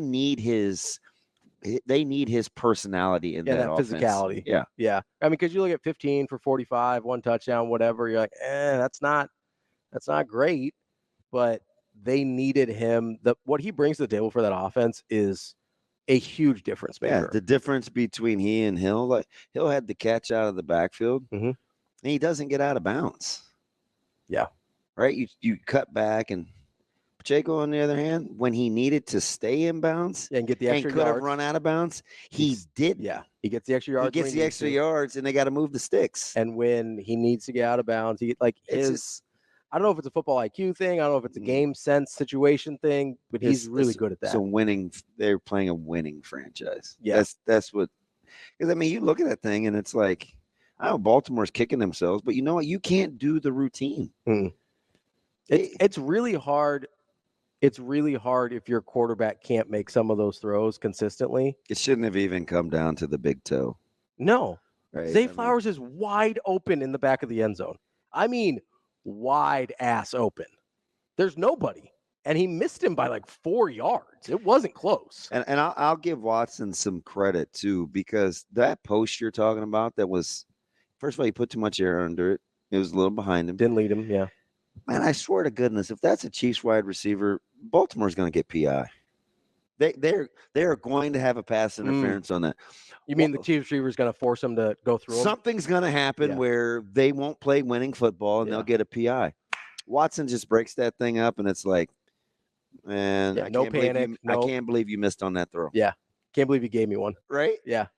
Like, that's just the difference. Hey, thanks for letting me back in that play. He breaks that he breaks that play up, and it's like, I didn't even expect to see a flag. I was like, nah, he made that play. Speaking of penalties, are we going to see penalties like that last night all weekend? Maybe for another week. Yeah, the point. I assume tonight. Maybe for another week or two. The point of emphasis thing always lasts a couple weeks. I couldn't believe it. I thought I was. You realize I thought that I had hit the rewind. Yeah. Because I'm watching. Yeah, you're going back and forth. Yeah. I thought I hit the rewind for the illegal formation. No, I'm dead dog serious. I mean, that is like not that replay. No, not the foundation that I want to build on. Kind of like Ep Foundation, right? Repair specialties and foundation repair, basement. They've got you covered. It's an experienced team with over 25 years experience, and they are customer focused. You need a new foundation, kind of like the Ravens ground game? Get at my folks from Ep Foundation Repair. Those are our guys. We'll be back with more Hurrdat Sports Radio coming up next. Wrapping up hour number 2 here on Hurrdat Sports Radio, AM 590, ESPN Omaha, ESPN Tri-Cities. That's DB. I'm Ravi Lulla here at Hurrdat Sports Bar and Grill. We are joined now by Jeff Hauser. He's the editor for BuffsBeat.com, part of Sports Illustrated. Jeff, how are you this morning? Good morning, guys. I'm good. How are you? Listen, there's a lot of trepidation here, Jeff. My buddy he just sent me a message, and he's going to the former player in me, the guy that's on the broadcast for the radio network, and he said, DB, you realize a loss will be it'll be unbearable because of we've made light of the off-season stuff, and now it's the Fight Club, and Deion's defending this, and he can't handle the media. Like Nebraska, is there this tinge of pressure? Do you feel like, even on that side, do you say, you know what, you guys better not lose to this team because blank? Like, do you look at it like that? I mean, this is definitely a must-win. You hate to say that in week 2, but it's the truth. I mean, given everything that happened in the offseason, given how the end of last year played out for the Colorado Buffaloes, this was definitely a must-win scenario going into this game. Now, I mean, no knock on North Dakota State. Great school. They're kind of in a rebuild mode with a new coach, but they came into Boulder. They showed everything that they could, missing a key secondary player. And, Shedeur Sanders did what he does. Travis Hunter, of course, is an amazing talent. And I really worry about how he could get worn down during the course of the season. But, the two of them have amazing chemistry. There's no doubt about that. But in terms of Colorado going into this game, if they don't get this one in Lincoln, and this is going to be, there's a lot of factors to this game that are going to be key for them. One being they've never played at a stadium this big. I mean, Memorial Stadium's 2 times the size of Folsom Field. And I know during the week, in week preparation, Deion Sanders and his staff have been pumping Nebraska's fight song at practice just to get them prepared for hearing that during the course of a game. But there's no amount of preparation that you can do to get them prepared for 90,000 screaming fans. That's something that this team hasn't experienced. It's something, even going back to Deion's playing days, he rarely ever experienced. So I think when you look at this game and you break it down for what it is, it's going to be a lot different matchup from last year. I expect Dylan Raiola to do some really good things, and he's going to show some inexperienced times, which, he's a true freshman. We know that. So you're going up against a very experienced quarterback, inexperienced quarterback. But I think this game is going to be one in the trenches. Jeff, did you notice the tone change about the way Colorado, specifically Deion Sanders, spoke about Nebraska last year, the whole it's personal thing versus this year where he was much more kind of complimentary and low-key about a lot of his comments toward Coach Rule? Like, where do you think that came from? It's personal? No, the change from last year to this year and kind of the way he talked about Nebraska and Coach Rule as a program. I think that it's more so Deion's filling himself out as a major coach.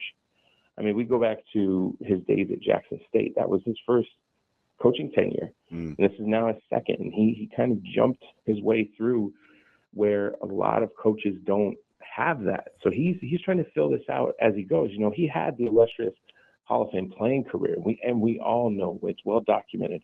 But for him to go from that to coaching his sons and not really having any true experience, but then to leapfrog that to Colorado, I think that he's getting a sense of, okay, this is what is required as a coach. It's hard. Here's and the day-to-day aspect. So I honestly think that it's just him trying to fill everything out and know that you can't have animosity during a game week. Now, I know that some of that stuff, some of the things that are said by other coaches towards him haven't been fair. And they've been brought up numerous times, but the aspect of it is this is a rivalry game. And I think that he's understanding the rivalry more and more, where he knows what's at stake. He knows how the alumni base looks at it. So I think that if he walks back and really loves up his opponent, and a lot like Matt Rule did this week, you want to love up your opponent and not give them any ammunition or have any added tension into the fire of this game. Jeff, how surprised are you or not covering these guys that a guy that has grown up in the spotlight, dealing with the media on the biggest stage, that has embraced attention, right, seems to struggle with how to deal with the attention when it's on his program. Is it because you feel like he doesn't have enough control over the outcome and so we're acting out? Or is it the Tim McCarver water bucket kind of thing where it's always going to be adversarial? Like, what do you think it is that hasn't allowed him to say, you know what, I've dealt with this my whole life, I'm going to handle it better? Well, I know that you're making reference to Denver Post columnist Sean Keeler, and to Deion's credit, I think that this is the part of the story that doesn't get reported. Sean is a columnist, and I think that that's a good point. When you opine, people think that that's a report. It's not. It's your opinion. And when you have a situation between them, I mean, I've watched press conferences go back and forth between them where, Sean just got off the keys and wrote a piece about him being the Bruce Lee of BS and calling him the music man, the reference to Disney's film where the band leader was just basically putting on this big facade. And, he's gone at him time and time and time again. I'm not surprised that he got banned from asking questions, because some of the questions that he asks are just, they're adversarial. And Deion does not have a contentious relationship with the entire media corps in Boulder. I mean, he definitely, we've had a great relationship with him. I can understand how some people don't, but it's to be expected. I think that it happens in places, and I'm still trying to figure out. We've gone through it. I don't want to act like this isn't a glass house deal. I remember we've got a couple guys, two really, really good friends of mine that were columnists when in the 90s with Lee Barfnick and Tom Chattel. And I know sometimes it can come across as, well, you cover these guys, it should be like this, but we know it wasn't always rainbows and butterflies between those guys covering a big time program. No. And you're right. It's not. The things that are going to get exposed, and those are the people in the room that hold you accountable. And that's where journalism has to matter. It has to be a matter of fact. This is what it is. It can't. I understand the opinion nature of it, but I mean, I think Keeler took it a little too far on some of his comments to grind an axe, and it just, if it was one, then it's one time, it's a one-off.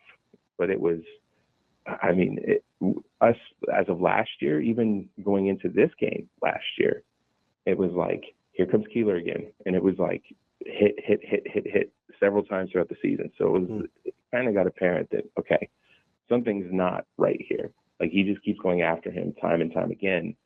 And I know that you're supposed to be thick-skinned in that role, but when you keep having attack after attack and there's nothing good being written, then, to what Deion said in that press conference, why are you here? Why do you even cover us? If you don't have anything to say that is not an attack, because we've certainly over at SI, we've certainly gone hard on the coverage sometimes, but we do it when it's warranted, and I think that's where the line was missed. So let me ask you, if we concede that Colorado has the top two players, right, with Shedeur and Hunter, Nebraska may on paper have more good players than Colorado, especially in the trenches. If you said, can it really be as simple as what you said earlier, where it's like guys like Zelenskas and Benson and Seaton against Nebraska's 9-10 man rotation? Can it really be that simple? Yeah. Oh, absolutely. I know I'm not trying to play this up as anything better. If you give Shedeur time to throw the ball and find receivers, he can be dangerous, especially Travis Hunter. Travis is elusive. He knows how to get open. He knows he's played so long with Shedeur over the last 4 years that they know how each other click. I mean, the chemistry is off the charts. But this is going to be one in the trenches. And I'll tell you right now, you can write this down, you can put it on paper, and we can revisit this on Monday if you want. Jordan Seaton's matchup on whoever Nebraska has coming on the other side of the line at that left tackle position, that is going to be the key for this game. You're talking about a freshman with 2 starts. Yes, he is a 5-star. He was the highest rated offensive lineman coming into this past recruiting class nationally, but it's going to come down to how well he holds up. And I mean, Tyler Brown on the other tackle side, on the right side, I mean, if you have those 2 bookends really hold down and give Shedeur time, the middle will somewhat take care of itself with Benson Mayers. But I'm telling you right now, if Jordan Seaton gets exposed early during this game, it will be a long night for Colorado. Jeff Hauser from buffsbeat.com, part of Sports Illustrated. Jeff, we appreciate the time, and we'll talk to you again soon. Appreciate you, Jeff. Yeah. See you tomorrow. Yep. That's Jeff Hauser from buffsbeat.com. Interesting. I do think it's all going to come down to the trenches. I don't think that's a hot take. Wow. Got to be something else, doesn't it? Does it? Maybe not. I don't know. You ask some football coaches. I think that's about all that matters, huh? We'll be back with Mike Sautter coming up next year on Hurrdat Sports Radio. Kicking off hour number 3 here on Hurrdat Sports Radio, AM 590, ESPN Omaha, ESPN Tri-Cities, KFOR in Lincoln. That's DB. I'm Ravi Lulla. Mike Sautter joining us now from Hurrdat Sports and NEB Preps. Mike, what's going on, man? Man, how you feeling? feeling? Getting a little fired up there. Fired up for tomorrow. You're excited, Damon. You were yelling at the TV about. I wanted him to throw me the ball. What was so hard about that? You're scrambling. I'm right in front of you. Dump off. Full disclosure, I should have blocked that guy. Why didn't you? It's your fault. Well, I set up a little early, and it's supposed to be a fake, and then I just kind of peel out. Can you do that juke move again? Oh, did I do that to the TV? Yeah, I probably did. I'm a miserable. I don't know, man. I'm pretty miserable to watch games with. How was Alex Henery? I missed it. Alex was good, man. He's good. So can I tell you just a quick story? One of my fondest memories of my late father-in-law, him and I went to that game, just us two. Colorado game yeah. where we made that kick. And we were in the north end zone, and he kicked it to the north end zone. Did you think it was going to hit the mountains? We were, because that's the TV angle. No, yeah, we were there, and I remember after he made that kick, we were like 15 rows down from where our seats were because everyone just went ballistic. Yeah, it was crazy. I mean, it just people were just. I seriously thought he was going to hit the mountains. Yeah, it was because it's wide open back there. Yeah, it was. That's one of that, and asking him if I could marry his daughter are the fondest memories I have of my now not around father-in-law. Yeah. Mm-hmm. Well, that's cool. Yeah. I remember watching Alex Henery warm up in pregame when we were playing them, and I was like, he's kicking that from the 50-yard line. Is he practicing kickoffs? Yeah, just in case there's a penalty, he's practicing. I was like, oh, wait, no, he's warming up. Oh, that's a field goal. He'd started at the 40 and then just back it up and then back it up. And it was funny because this morning he goes, yeah, I mean, I played soccer. I just kicked for fun. Yeah. Just accidentally ended up in the NFL. That's some Hurrdat type stuff right there. That's that's what Darren would say. I'm gonna be the number 1 pick in the MLB draft, but I'm just kicking around for fun, winning a national title. I think football was like his 5th best sport. He was great in hockey. Sure. He could shoot. Yeah. He was obviously good in baseball. It's not bad. I think, I'll just kick. That dude would just practice punting and just hit pylons for laughs and giggles. Just because he could. I think I'm going to kick this down to, I'm going to hit this at about the 6. Or he would spin it back. He would work on draws and stuff. I'm like he's golfing. Like a golfer. Who in the world can do this with a ball? Because at that age, I didn't pay attention to kicking, but for a while we kind of struggled. We had 2 guys that kicked off. One time it was Sealer, one time it was Bennett. It wasn't always smooth sailing, but then we went through that stretch where it was we took it for granted. Yeah, it's not a thing I take for granted. No, we don't take kicking for granted anymore. Tomorrow come down to a field goal? No, absolutely not. I mean, we'll save it for the next segment for Bet On It with Warhorse, but I've got some takes on the Colorado-Nebraska game. I'm surprised Jeff Hauser, and he's really good. I like him because he's authentic, right? He's honest. I'm surprised. I get the whole Seaton thing. right? Young guy, and he's going to see Jamari Butler and Prince William Manuelin and James Williams, which none of that's fun. and those guys will all be fresh, but I'm telling you, I don't like them at center and guard. So that's what, because we were just talking to Tim, and then we talked to Jeff right after that, and Tim was way out on the interior. Kalinskas has got to be he's going to have his hands full with those two monsters, menaces inside. More than, I mean, it'd be nice to see Ty Robinson kind of get. So what I hope is is that they push from the middle and pinch from the edges. Yeah, keep him in. Yes. Yeah. Kind of box him in. Make him step up, because I've seen that guy in my sleep just backpedal and make some spectacular play, and I'm like, that's not how you draw it up. Can we just get back to like real stuff? Yeah. Nope. That's Shedeur, and he's really, really good. He's fantastic. Yeah. And he is a great player. There's not a lot of guys that can get away with playing the position. Throw it off his back foot too. Yeah, that can get away with playing the position the way he does. That's why I'm not optimistic about takeaways. He doesn't turn the ball over. No. I'm just hoping that the Jets season doesn't fall apart and we end up with a top 5 pick, and then we have to draft him, because I'm not.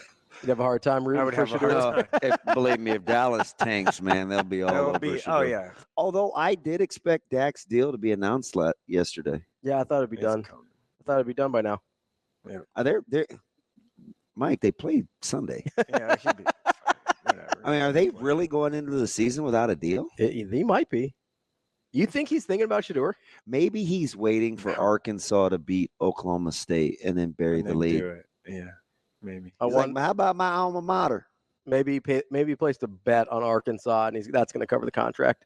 He's like Mattress Mac or whatever in Houston. He's like, hey, we're going to put like 10 mil on this and try and cover on the monon line. Brock Purdy's going to get paid too. What would you have to bet to win 57 mil? Depends on what the line is. What's the money line on? What's 50? Wait. What's 57 times 4? Is that 228? Yeah. So you'd have to bet 228 million. Wouldn't have to bet if there's plus money on it. Like if if you took Arkansas is like plus line, 400 on the money line or something. Okay, so you'd have to bet 50 million. Is anybody taking that underdog? I mean, so you get plus money. Is anybody taking that action? No. What's 7.5 on the money line? Like plus 220 or something? It's probably not crazy. I'm checking right now. Don't worry about it. It's probably in the high ones, low twos. So you're only going to get, you got to pay Dak 57, 58 mil, right? Yeah. And I bet he would only get a 4-year deal. Isn't that what everybody does? Yeah. That's the LeBron James impact that trickled into other sports. The shorter contracts with the guaranteed Skrilla, right? Like nobody. Yeah. Nobody's trying to have that fake money at the end anymore. Money. Yeah. That Shohei Ohtani money he probably will pretend money. We'll never see. Never. He's doing it. Well, he might see more of it now that he got a different accountant. Well, it's only like 10 mil on the books. Yeah. Plus 240. Plus 240? Yeah. Yeah, I'm not doing that, man. I need Jamie. So he'd have to do 100. He'd have to bet 100. Yeah, 2 to 1. Yeah, there you go. Basically. Yeah. 2.1 to 1. Yeah. 118. To get to 228, he'd have to bet just under 100. That's a lot. It's a lot of money. Nobody's taking that action. Well, he probably has that in one of under his mattress. Yeah. I mean, seriously, it's a $5 billion franchise. Yeah. That's not all like liquid though, you know? Yeah, it ain't like he's. I don't think he's like house poor or anything, but he ain't oh boy. Who sings that song, Gorilla? He ain't Bruno Mars, right? I think the casinos know he's good for it. I think unlike Mark Davis, he's not really cash poor. Like he's got it. Ooh, Shane, he talked about your bull haircut, dude. Dude, that's real though. He didn't have any cash. That man's got some cash flow problems. Once he sells a little bit off to Brady, he'll be fine. That's why he's trying to sell something. That's what I mean. He's got no cash. Well, I'm sure he can go to dinner just fine. Well, he apparently can't afford a haircut. Maybe he likes it. Hey, man, just rip it off like I do. Just take it down. Just shave that thing? Just take it down. Yeah. How was the game last night? It was okay. Not super competitive. Not competitive whatsoever from the jump. Tim was gushing. Did you keep it in perspective? He literally said, "How's anybody going to stop them?" I said, "Well, Sautter told me that once too." Sautter. I didn't say anything. Sautter said it would take an act of bad weather. Remember that? Didn't. I said there's. It's got to be. He did. He said it's a bad weather game. It'd take a weather game or someone getting them to deep water. Yeah. You got to get to deep water first. Salt clock. Snap that thing. Ain't wet. Snap that. You got to be able to shorten the game. Shorten the game. Got to be able to run the ball against them. So how do you explain what happened last week when Ravi was gushing over Millard North and that game went down to the wire? I was surprised. It was an expectation thing. No. It was Team Gush. I think it was a little newness of Millard North. That was part of it. It's just kind of like. No, they're actually throwing it multiple downs. He's just pulling your strings. Hey, Sautter, let me off the hook. Never thought you'd be deferring to Jerome to let you off the hook. Let me tell you something. I am setting him up for something here. So he's going to come after him for the Jets here in a second. Just wait. Why? Remember, let's just get right into it. Then we can come back. Because the Jets are we can come back to let's get my right Mustangs. into it. He changed his posture and everything. Let's just go. He's laid back, but he'll sit up. So Ravi Lulla said yesterday, I hate the Jets. That is on this radio show. Oh, yeah, he did. That was in passing. Yeah. Not like I hate Dion, but I hate the Jets too. On this radio show, I hate the Jets. Yeah. And that you're. Well, that's a great question, Ravi Lulla. Very offended. It is not a great question, Shane. It wasn't a question at all. It was a statement. It was definitive. Why do you hate the Jets? I don't like Aaron Rodgers. Not an Aaron Rodgers guy. I'm not an Aaron Rodgers guy. I don't have a lot of the field. I don't have a lot of. It's like torn between two lovers, feeling like a fool. I like Aaron Rodgers, but with arms wide open. But he drives me up. Yeah, he's a knucklehead.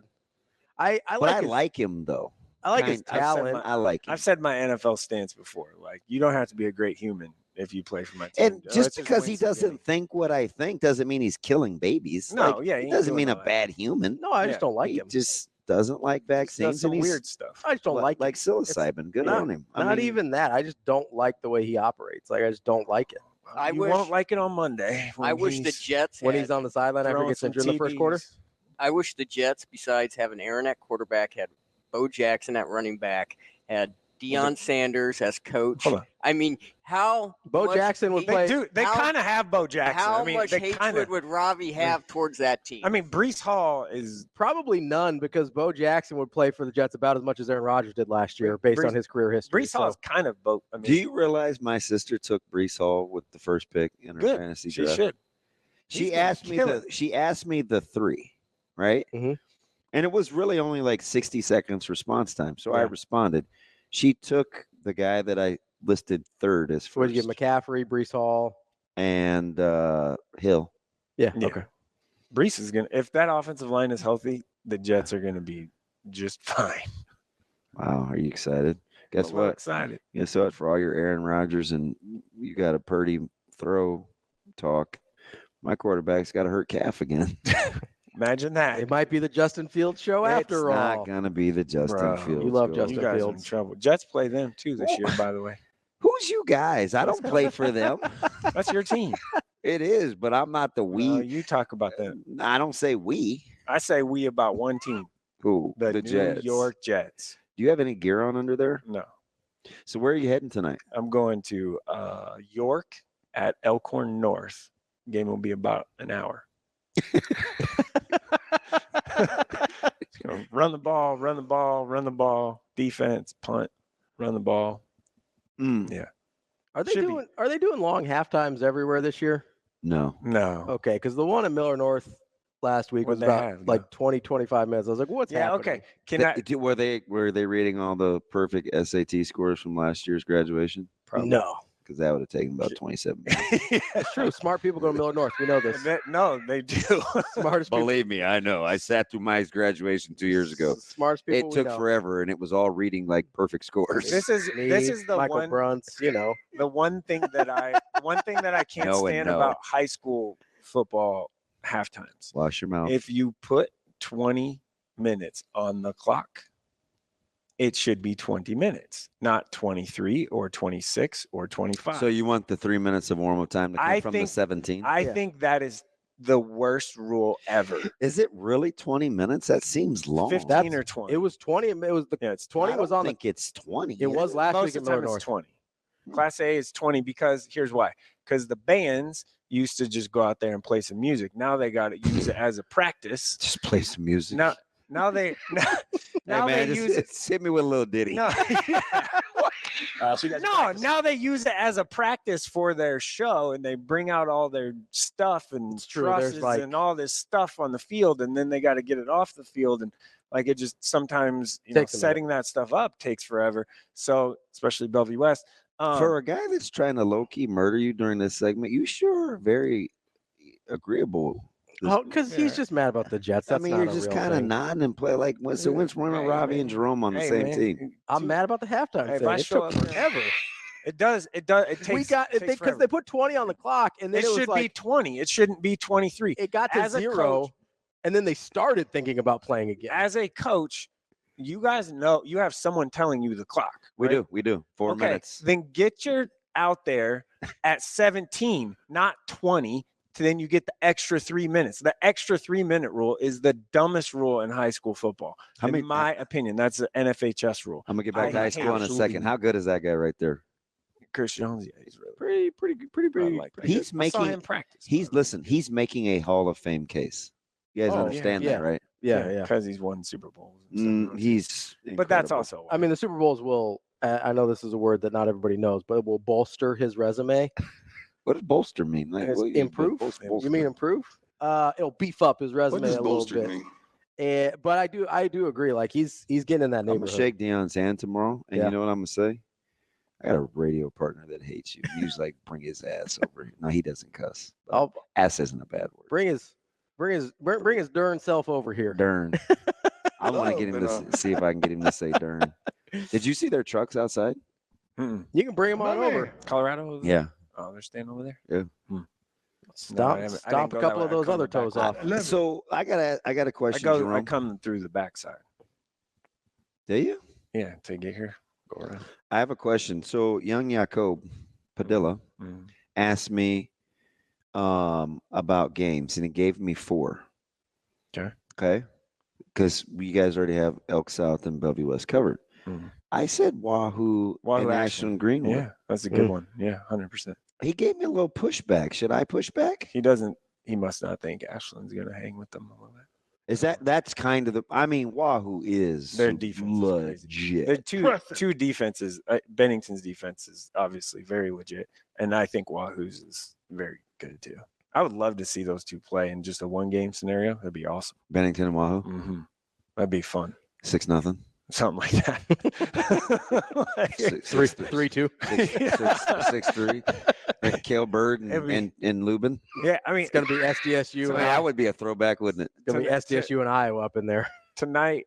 Bennington plays Gretna East. I mean, they could shut them out. Oh yeah, 100%. They shut out Waverly last week, so that's gonna be a really tough test for a young East team. up front. Yeah, right. Yeah. I mean, because they don't have any seniors. Right. Yeah. Let's talk about important stuff. Miller North Cherry Creek. What's happening there? I'm not sure Cherry Creek's lost so much. Yeah, I don't think they're as good as they have been. Right. I think just the name is a big name. I don't think they're as. I think not as scary as not as scary as it. Hey, how many times did I try to warn people about DeSmit? He looked at me like, they're good. It's cool, 300 people. I'm like, okay. You guys are pretty good, man. You guys going to they're legit. Yeah, they're number 2 in Missouri for a reason. They're really good. Although I don't know, man. I got to talk to old Coach Young because he's you never play a team like that again. I'm like, well, we just hung 60 on you. Like, I don't mean it like that, but I'm saying it's all relative. You mean it like that. Speaking of 60, North South could put up about 75 last night. I'm surprised he didn't. Man, they calmed it down. Yeah. Oh. Yeah. It's a big rivalry. I mean, it's a major rivalry. Zero love loss. I'm aware. I grew up in Millard. I know. It's like none of the schools like each other. It's not. Yeah. And Millard North and Millard West hate Millard South the most. And I think Millard South was the least like from the jump. Yes, Millard North and Millard West hate Millard South the most between the two. Yeah. I will say this: there were administrators there last night that were like quit calling penalties, keep this clock running, keep the clock running, keep the clock running. Yeah. Just to get out of there, right? Like, Well, yeah, because they started doing running clock, third quarter? It started the third. Yeah, 9 minutes in the third or whatever. Yeah, that's 35. Yeah, 35. Because it's 28:00 at half, right? Yeah. Right, yeah. I didn't know the exact time where they started running it. Hey, so that's by the way, that's Millard West's worst loss since they opened. Since their first year. Was that 97? 96? 96, I think. Didn't they win a title in like the first 2 years of that school being open? 99? Are you sure? Yeah, they didn't get there. Coach McLaughlin is the one that won. Early 2000s, I think. I don't think it was Coach so McLaughlin early 2000s. is the coach that won the I know. state title. He pulled me.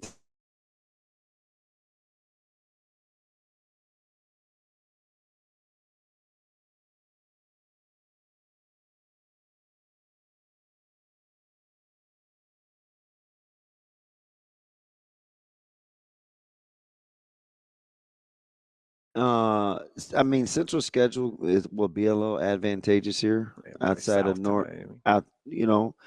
They recovered from last week or a little hangover. Yeah, I mean, I think that was kind of a giveaway. Kids are kind of. Well, I gotta get. I mean, it was 21. Bellevue. We're kind of the missing, resolve of Bellevue. Yeah, West we're kind of missing come that. Back in Bellevue that West kept their composure.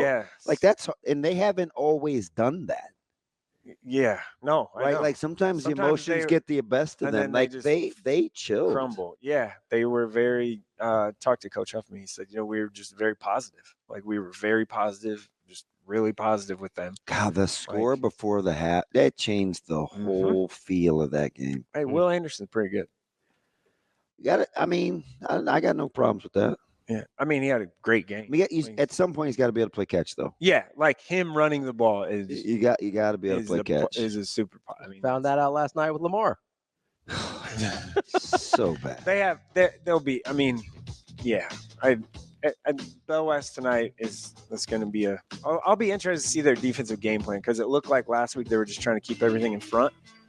And so I'll be interested to see. What do you think? Because Elkhorn South can't really hit you over the top. What do you think Sutko's recruiting ceiling is? He's so good.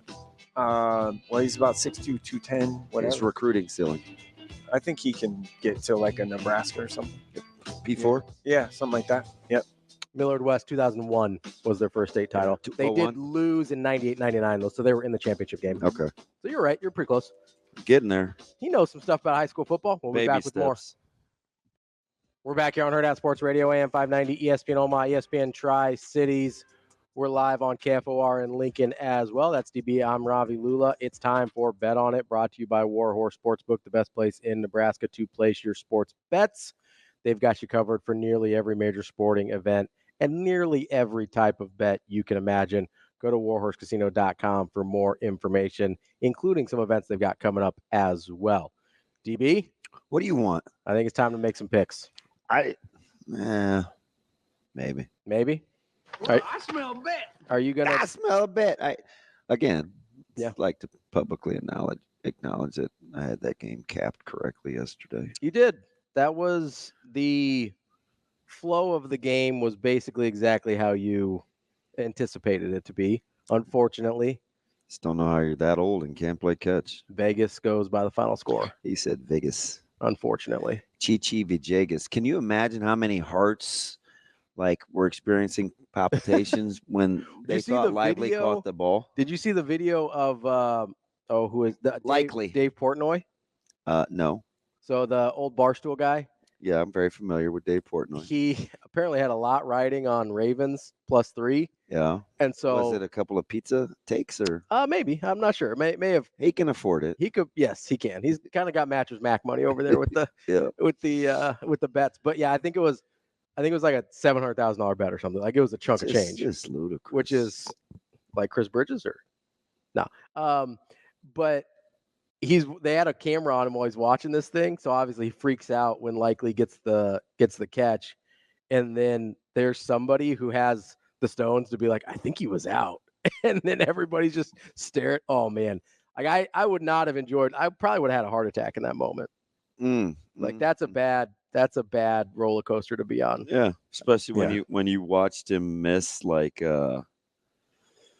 Flowers, Zay Flowers, and then likely the 2 plays before, and then however many other ones he missed over the course of the game. Like that's a tough pill to swallow. Really, Lamar? I wish. How many people do you think were like, "Give the ball to Derrick Henry"? Pounding it, touched it. Hopefully no one, because they were out of timeouts. That would have been a bad idea. I'm not talking about in crunch time. Oh, just in general. Yeah. Well, I would have liked to see the video. What did Five Fingers say to the face?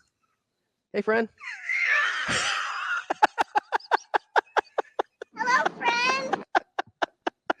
Wow. I feel like you see how sometimes disarming I can be? I'm gonna say yes. I'm gonna say this, but you have to get past what I really mean. I did like that. Sometimes I would love to be Sautter and just be a cussing machine. But I don't really want to be Jerome. I just like that. You just want to have the last. How about that tirade on the way out the door? No, listen, he's feels some kind of way. He told you to F off. Yeah, that's one of those things where that's Thank you, dear baby Jesus. not really about me. That's him projecting from his very sad place as a Jets fan. And so I'm trying to show a little empathy. I've been to counseling. I've been to therapy. This dude said, "I'm gonna show up on Tuesday." You're like, "That's okay. You don't have a key." I bet you he's listening right now, just cursing his. He brain probably out. is. He's probably gonna call, and we're not gonna answer it. No, he may have set a record, except for the time in Indianapolis in the car of cuss words and of short. That was academic purposes. I was just trying to help educate you on all the different uses. Is that what that Yeah, it was. I even missed some. I thought about it later. I was like, man, I missed some obvious ones too, but still had a pretty good run there. Oh, Jerome. I was trying to help you out. You seemed like you were looking for some more adjectives to add into your vocabulary, and I was trying to help you out. Oh man. Hey, I know you didn't get like a whole week of Steelers quarterback talk because Russ Wilson won the job, but guess what, baby? It's back. Yeah. Hey, Russ, how's your calf? It's a little tight. Might have to stretch it out on the airplane. Yeah, your calf okay, bud? Doing some lunges up and down the aisle on the airplane. Yeah, he ain't getting benched though. He'd be real hard to root for. Russ? Yeah. No, it's a Steelers thing you wouldn't understand. I would not understand the Steelers. I'm just saying. I mean, I've rooted for a Duck. I've rooted for a Malone. I've rooted for a Woodley. I've rooted for Duck Hodges? Yeah. I was thinking like Dennis Dixon, like an Oregon Duck. I've had to root for him too. I liked him at Oregon. Yeah, so David Woodley, is that who you're rooting for? Lamar. Yes. Lamar? No. Taylor? For you, it'd be Latrell. Spreewell? No. Oh. Got any new javelins? Talk about five fingers with a little necklace he gave his guy PJ Carlissimo. St. John's great, PJ. Yeah. No, to heck with Andrew Gaze and Seton Hall, right? You remember Andrew Gaze? I don't. Yeah. I don't. That's not my wheelhouse. I think New Zealand or Australian sharpshooter. One, two. We like foreign sharpshooter. We like the shooters on our team. Who's we? Just people in general who like basketball. Big Peja guy. Stojakovic? Yeah. Or Stojaka Swish, as the kids used to call him. Fedor Zugic for Creighton now. We got a new guy. Fedor. We like Fedor. Yeah, the only Fedor I appreciate is Milenko. Oh, I thought you were going to say in your barber, the fader, No? Is that a different thing? Dude, you're like... Shane, are you old enough to remember the Gong Show? I'm aware of it. You need... No, Ravi. Marty need... Robbie needs Marty. He's the Gong. Yeah. I've seen clips. I didn't watch it live, but I I've need seen that, clips. dude. Nah, I'm all right. I'm doing just what, Marty Cordero? I'm doing just fine. Hey, we oh like my Marty. gosh! Like this is just like bad. Like both you two knock it off. Will Cordero? You seem very hurt right. So Nebraska's a 7-point favorite against Colorado. Total is 56.5. Yeah. How you feeling? Earlier in the week, you were very high on Nebraska laying the points. Yeah, I'd lay it. And it was 7.5 at that point. I'd lay it. You got a half point back. I think a team's more apt to cover 7 in the hook than 6 in the hook. So lay it. I agree. I know that doesn't make for as interesting radio. I think Nebraska. I'm going to give you a number. I'm going to give you a score too. Oh, what? Would you like to give me a score? I'm going to give you a score. Yeah.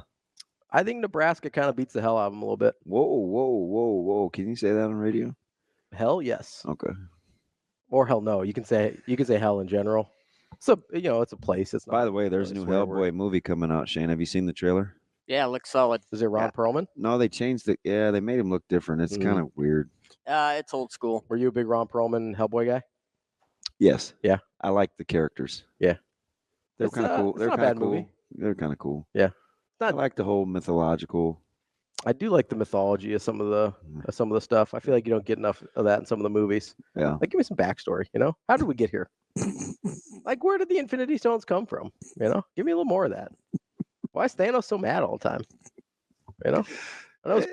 Are you listening at this guy? I know his planet got messed up, but like, again, maybe get a little therapy. Maybe you don't have to try and kill half the people in the universe. I suppose this is all my fault for going off track. 100%. It's always Shane's fault. Hey, you can't blame Shane. He's the glue. I'm gonna give a number here.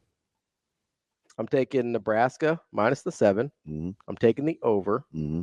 I think this is a 38-20 ball game. Taking the over, huh? Nebraska. 38-20? 38-20. We were both pretty close on score last week. I had 42-6. I said 38-10. You said 38-10. We were both very close on score. Had a pretty good feel for that one. 38-20. That's my score. Yeah, I'm going with 31-20. I got an extra touchdown on the action. That's all right. So you're taking the under, but the cover. Correct. I think Nebraska. I mean, like Tim said earlier. Tim Seaton? No. Tim Verghese? Tim Verghese, our guy from inside Nebraska. Yeah. I don't. Oh, by the way, I don't think he said the whole Jack linebacker. I don't remember that at all.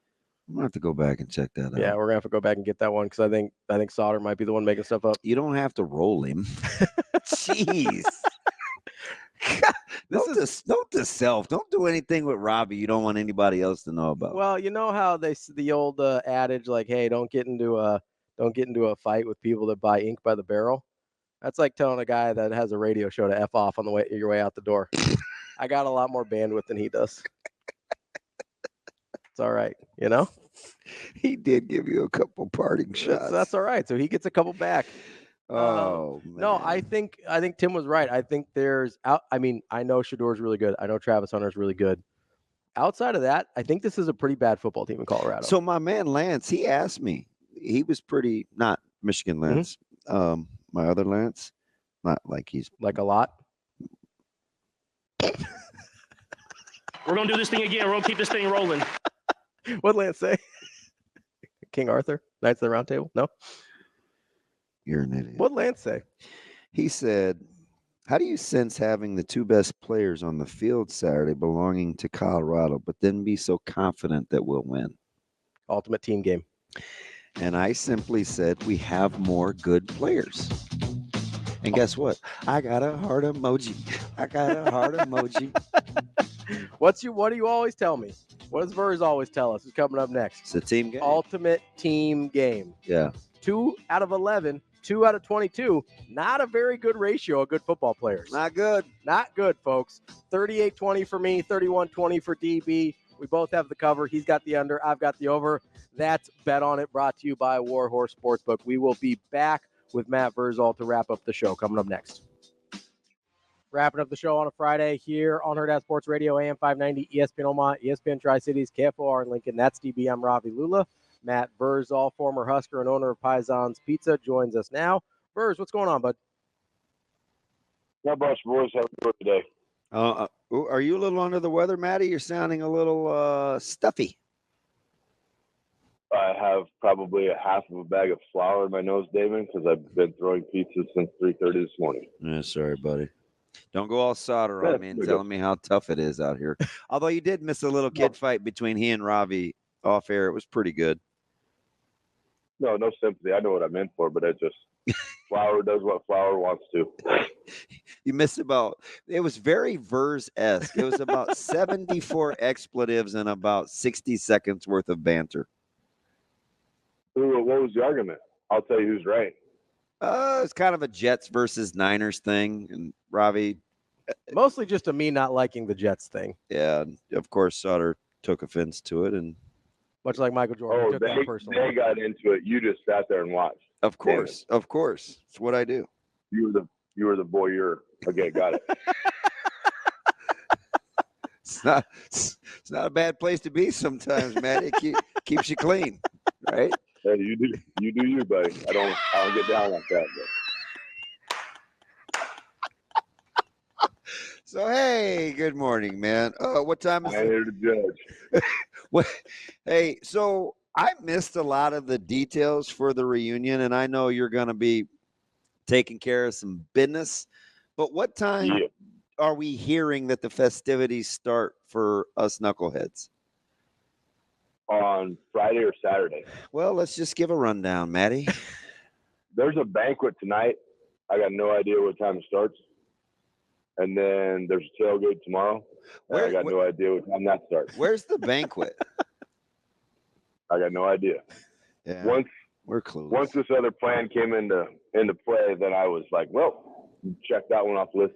And I'm pretty good. Like once something in my life needs to be deleted, it just exits the brain, and any information about it is gone. Yeah, I feel like I should know more than I do, and I'm sure it's in some emails, but yeah, I'm pretty close because I'm in Columbus, right? Like, what am I doing? Columbus ain't that far of a drive. You probably should drive. You could meet the fellas out at night, which would probably be the most fun. Yeah, can you imagine me turning around and going back to Lincoln tomorrow and actually work? That'd be fantastic. Change of clothes. Nancy's got a shower. You just go in there. She got extra bed. You go to Nancy's. You shower. You'll be good to go. Oh, hey, buddy, by the way, your fits have been good. I texted you that the other night on Big Red Wrap Up. You didn't even respond, kind of like a D-bag would. It's Dean Blandino to you, Matty. Dean Blandino.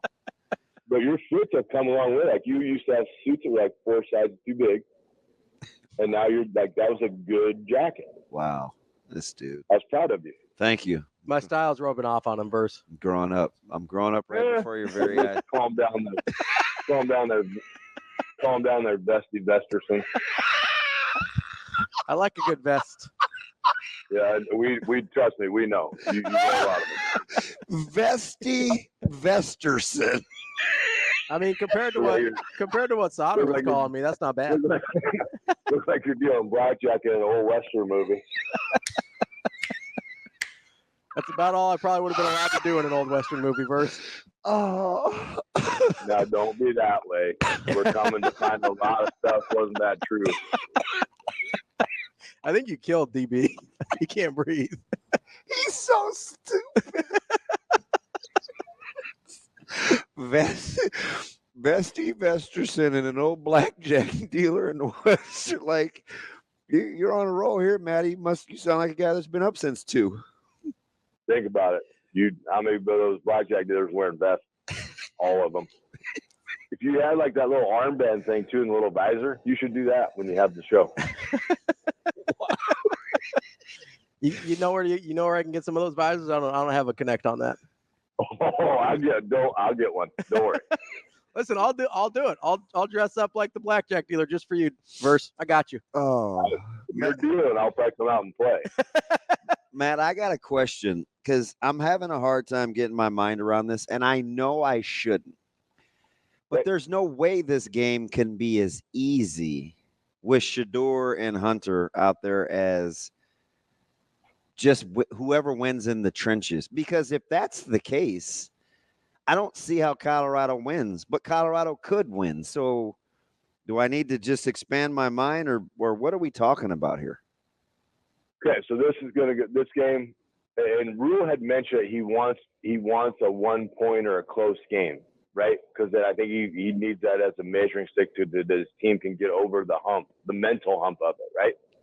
So for Nebraska to do this, that rush that we want to put on Shedeur, if you take your 2 thumbs, you put your 2 thumbs together and you extend your 2 pointer fingers, okay? Now just move your thumbs over the top of each other and those 2 pointer fingers come to each other. That's the way the pass rush has to look, okay? I get a triangle. Is that about right? Sure. He will intentionally vacate the pocket because he knows in chaos there's very, very few secondaries that can cover his guys for that long, okay? But if that pocket just kind of collapses on him, now don't get it twisted. He can still throw from the pocket. I'm not saying he can't, but he likes chaos when he needs to get to it. For the secondary guys, sometimes 15 is better than 6. Okay? So if it does break down and you are beat and you don't want to give up a touchdown, trip them, tackle them, take the penalty, and live to fight another day. There's nothing wrong with that. Right? From the offensive side of it, the Oreo in the middle of Nebraska's offensive line has to be double stuff. I mean, they have to. Bazooka, Scott, and Evans Jenkins got to control it. Hey, that's a nasty group, man. I'm gonna call them the Oreo double stuff. Think they'd be pissed because they definitely try to fight me. Hey, well, why would you? It's an awesome nickname, and why would you be that sensitive? I don't know. I'll ask them that too. That'll go over well. I don't know how Bazooka's going to react to that one. He's like, hey, this old. I bet he's like, that's pretty dope. This old. Here, just tell him this. This old white in Omaha coined you guys the Oreo today. And he'd be like, he's going to look at you and kind of give you that tongue tick like some of our buddies. Like, man, what are we doing here? Yeah, he's not a nice guy. He's a nice guy. He just plays mean. Okay. If they control A gap to A gap, it's going to be a long day for Colorado. And if the running backs run as hard as they did in that game, you get 2 yards of push, you get a running back that's got a 5-yard head start. Even at the point of contact, if they should drive their feet, that's 4 yards minimum. And that just kind of bleeds it and it milks. And if you can kind of grind, I thought Satterfield early in that game against UTEP was in a really, really good rhythm. Mm-hmm. And then it's like, oh man, I got some new toys I want to try out. Let's start trucking this thing. It was still pretty vanilla too. I understand, but it was like, hey man, I've asked, and many others have asked for years, let's get these linemen frothed up and show them we got confidence in them. And buddy, like that early in that UTEP game, I was like, we're about to roll these dudes. Yeah. And it was just, they did in the end, but controlling that A gap and then coming up with creative ways to help your tackles who struggled a little bit in the first game. If that's chips, if that's tight end staying and blocking, if that's, just little screens or draws to kind of keep defensive ends off balance, like I would attack it offensively. It quietly, do you see like this D-line that's coached by Sapp? Those guys got vertical a ton. They didn't seem to really embrace run technique against North Dakota State. No. You think they learned from week? Now, Sapp was a guy that you could obviously trap and stuff like that. He just was athletic enough. But you think he's actually coaching it like that too? It's hard for guys. It's hard for guys that are the freak athletes that Warren Sapp is to coach guys that are not, because he doesn't know that. Well, okay. That wasn't his game, so it's not going to be the strength. I think he's done a good job there. Defensive line is better than it was last year. But for him to say, you're going to control this gap, and we're going to stay at the line of scrimmage, we're going to read this block, and then you're going to make the play, that wasn't him. He penetrated. Like his anticipation of the snap was unbelievable. But it also puts you in a position to get taken advantage of. Now, you could make hugely big plays in games like he did, many of them, but there's nobody in that room that's Warren Sapp. I'm watching North Dakota State run power, and guys just get up the field. I'm like, what are we doing? But it's risk reward, right? Their thought is, we are not very good here, so let's penetrate this and try to make chaos in a line. If we get penetration and they do have a puller, we're going to knock off the puller. If we get penetration and they're throwing it, we got an advantage. If we get penetration and they're trying to base block me, I might just be able to squirt through and make a play. So it's when you have undersized linemen, defensive linemen, you take that shot. And it's, like I said, it's risk reward. Their linebackers behind them, though, are fast enough to cover anything. You know what I mean? Like if something does get by, if you get upfield, you get trapped or whatever, they're there. I mean, they're talented. That's our guy, Matt Vrzal, former Husker owner of Pison's Pizzeria. Verse, we appreciate the time as always. We'll get some blackjack in soon, all right? Deal. I will. Apparently, that's my job. Vesty McVesterson. Verse, we'll talk to you next week. See you, Matty. That is the show for the week. I got to tell you real quick, though, about our friends at Game Day Men's Health. It's not just a testosterone clinic like some of these other places are. They actually care about your health. And to show you that, they're giving free PSA screenings to test for prostate cancer during Prostate Cancer Awareness Month. Call 402-235-6670 to make an appointment.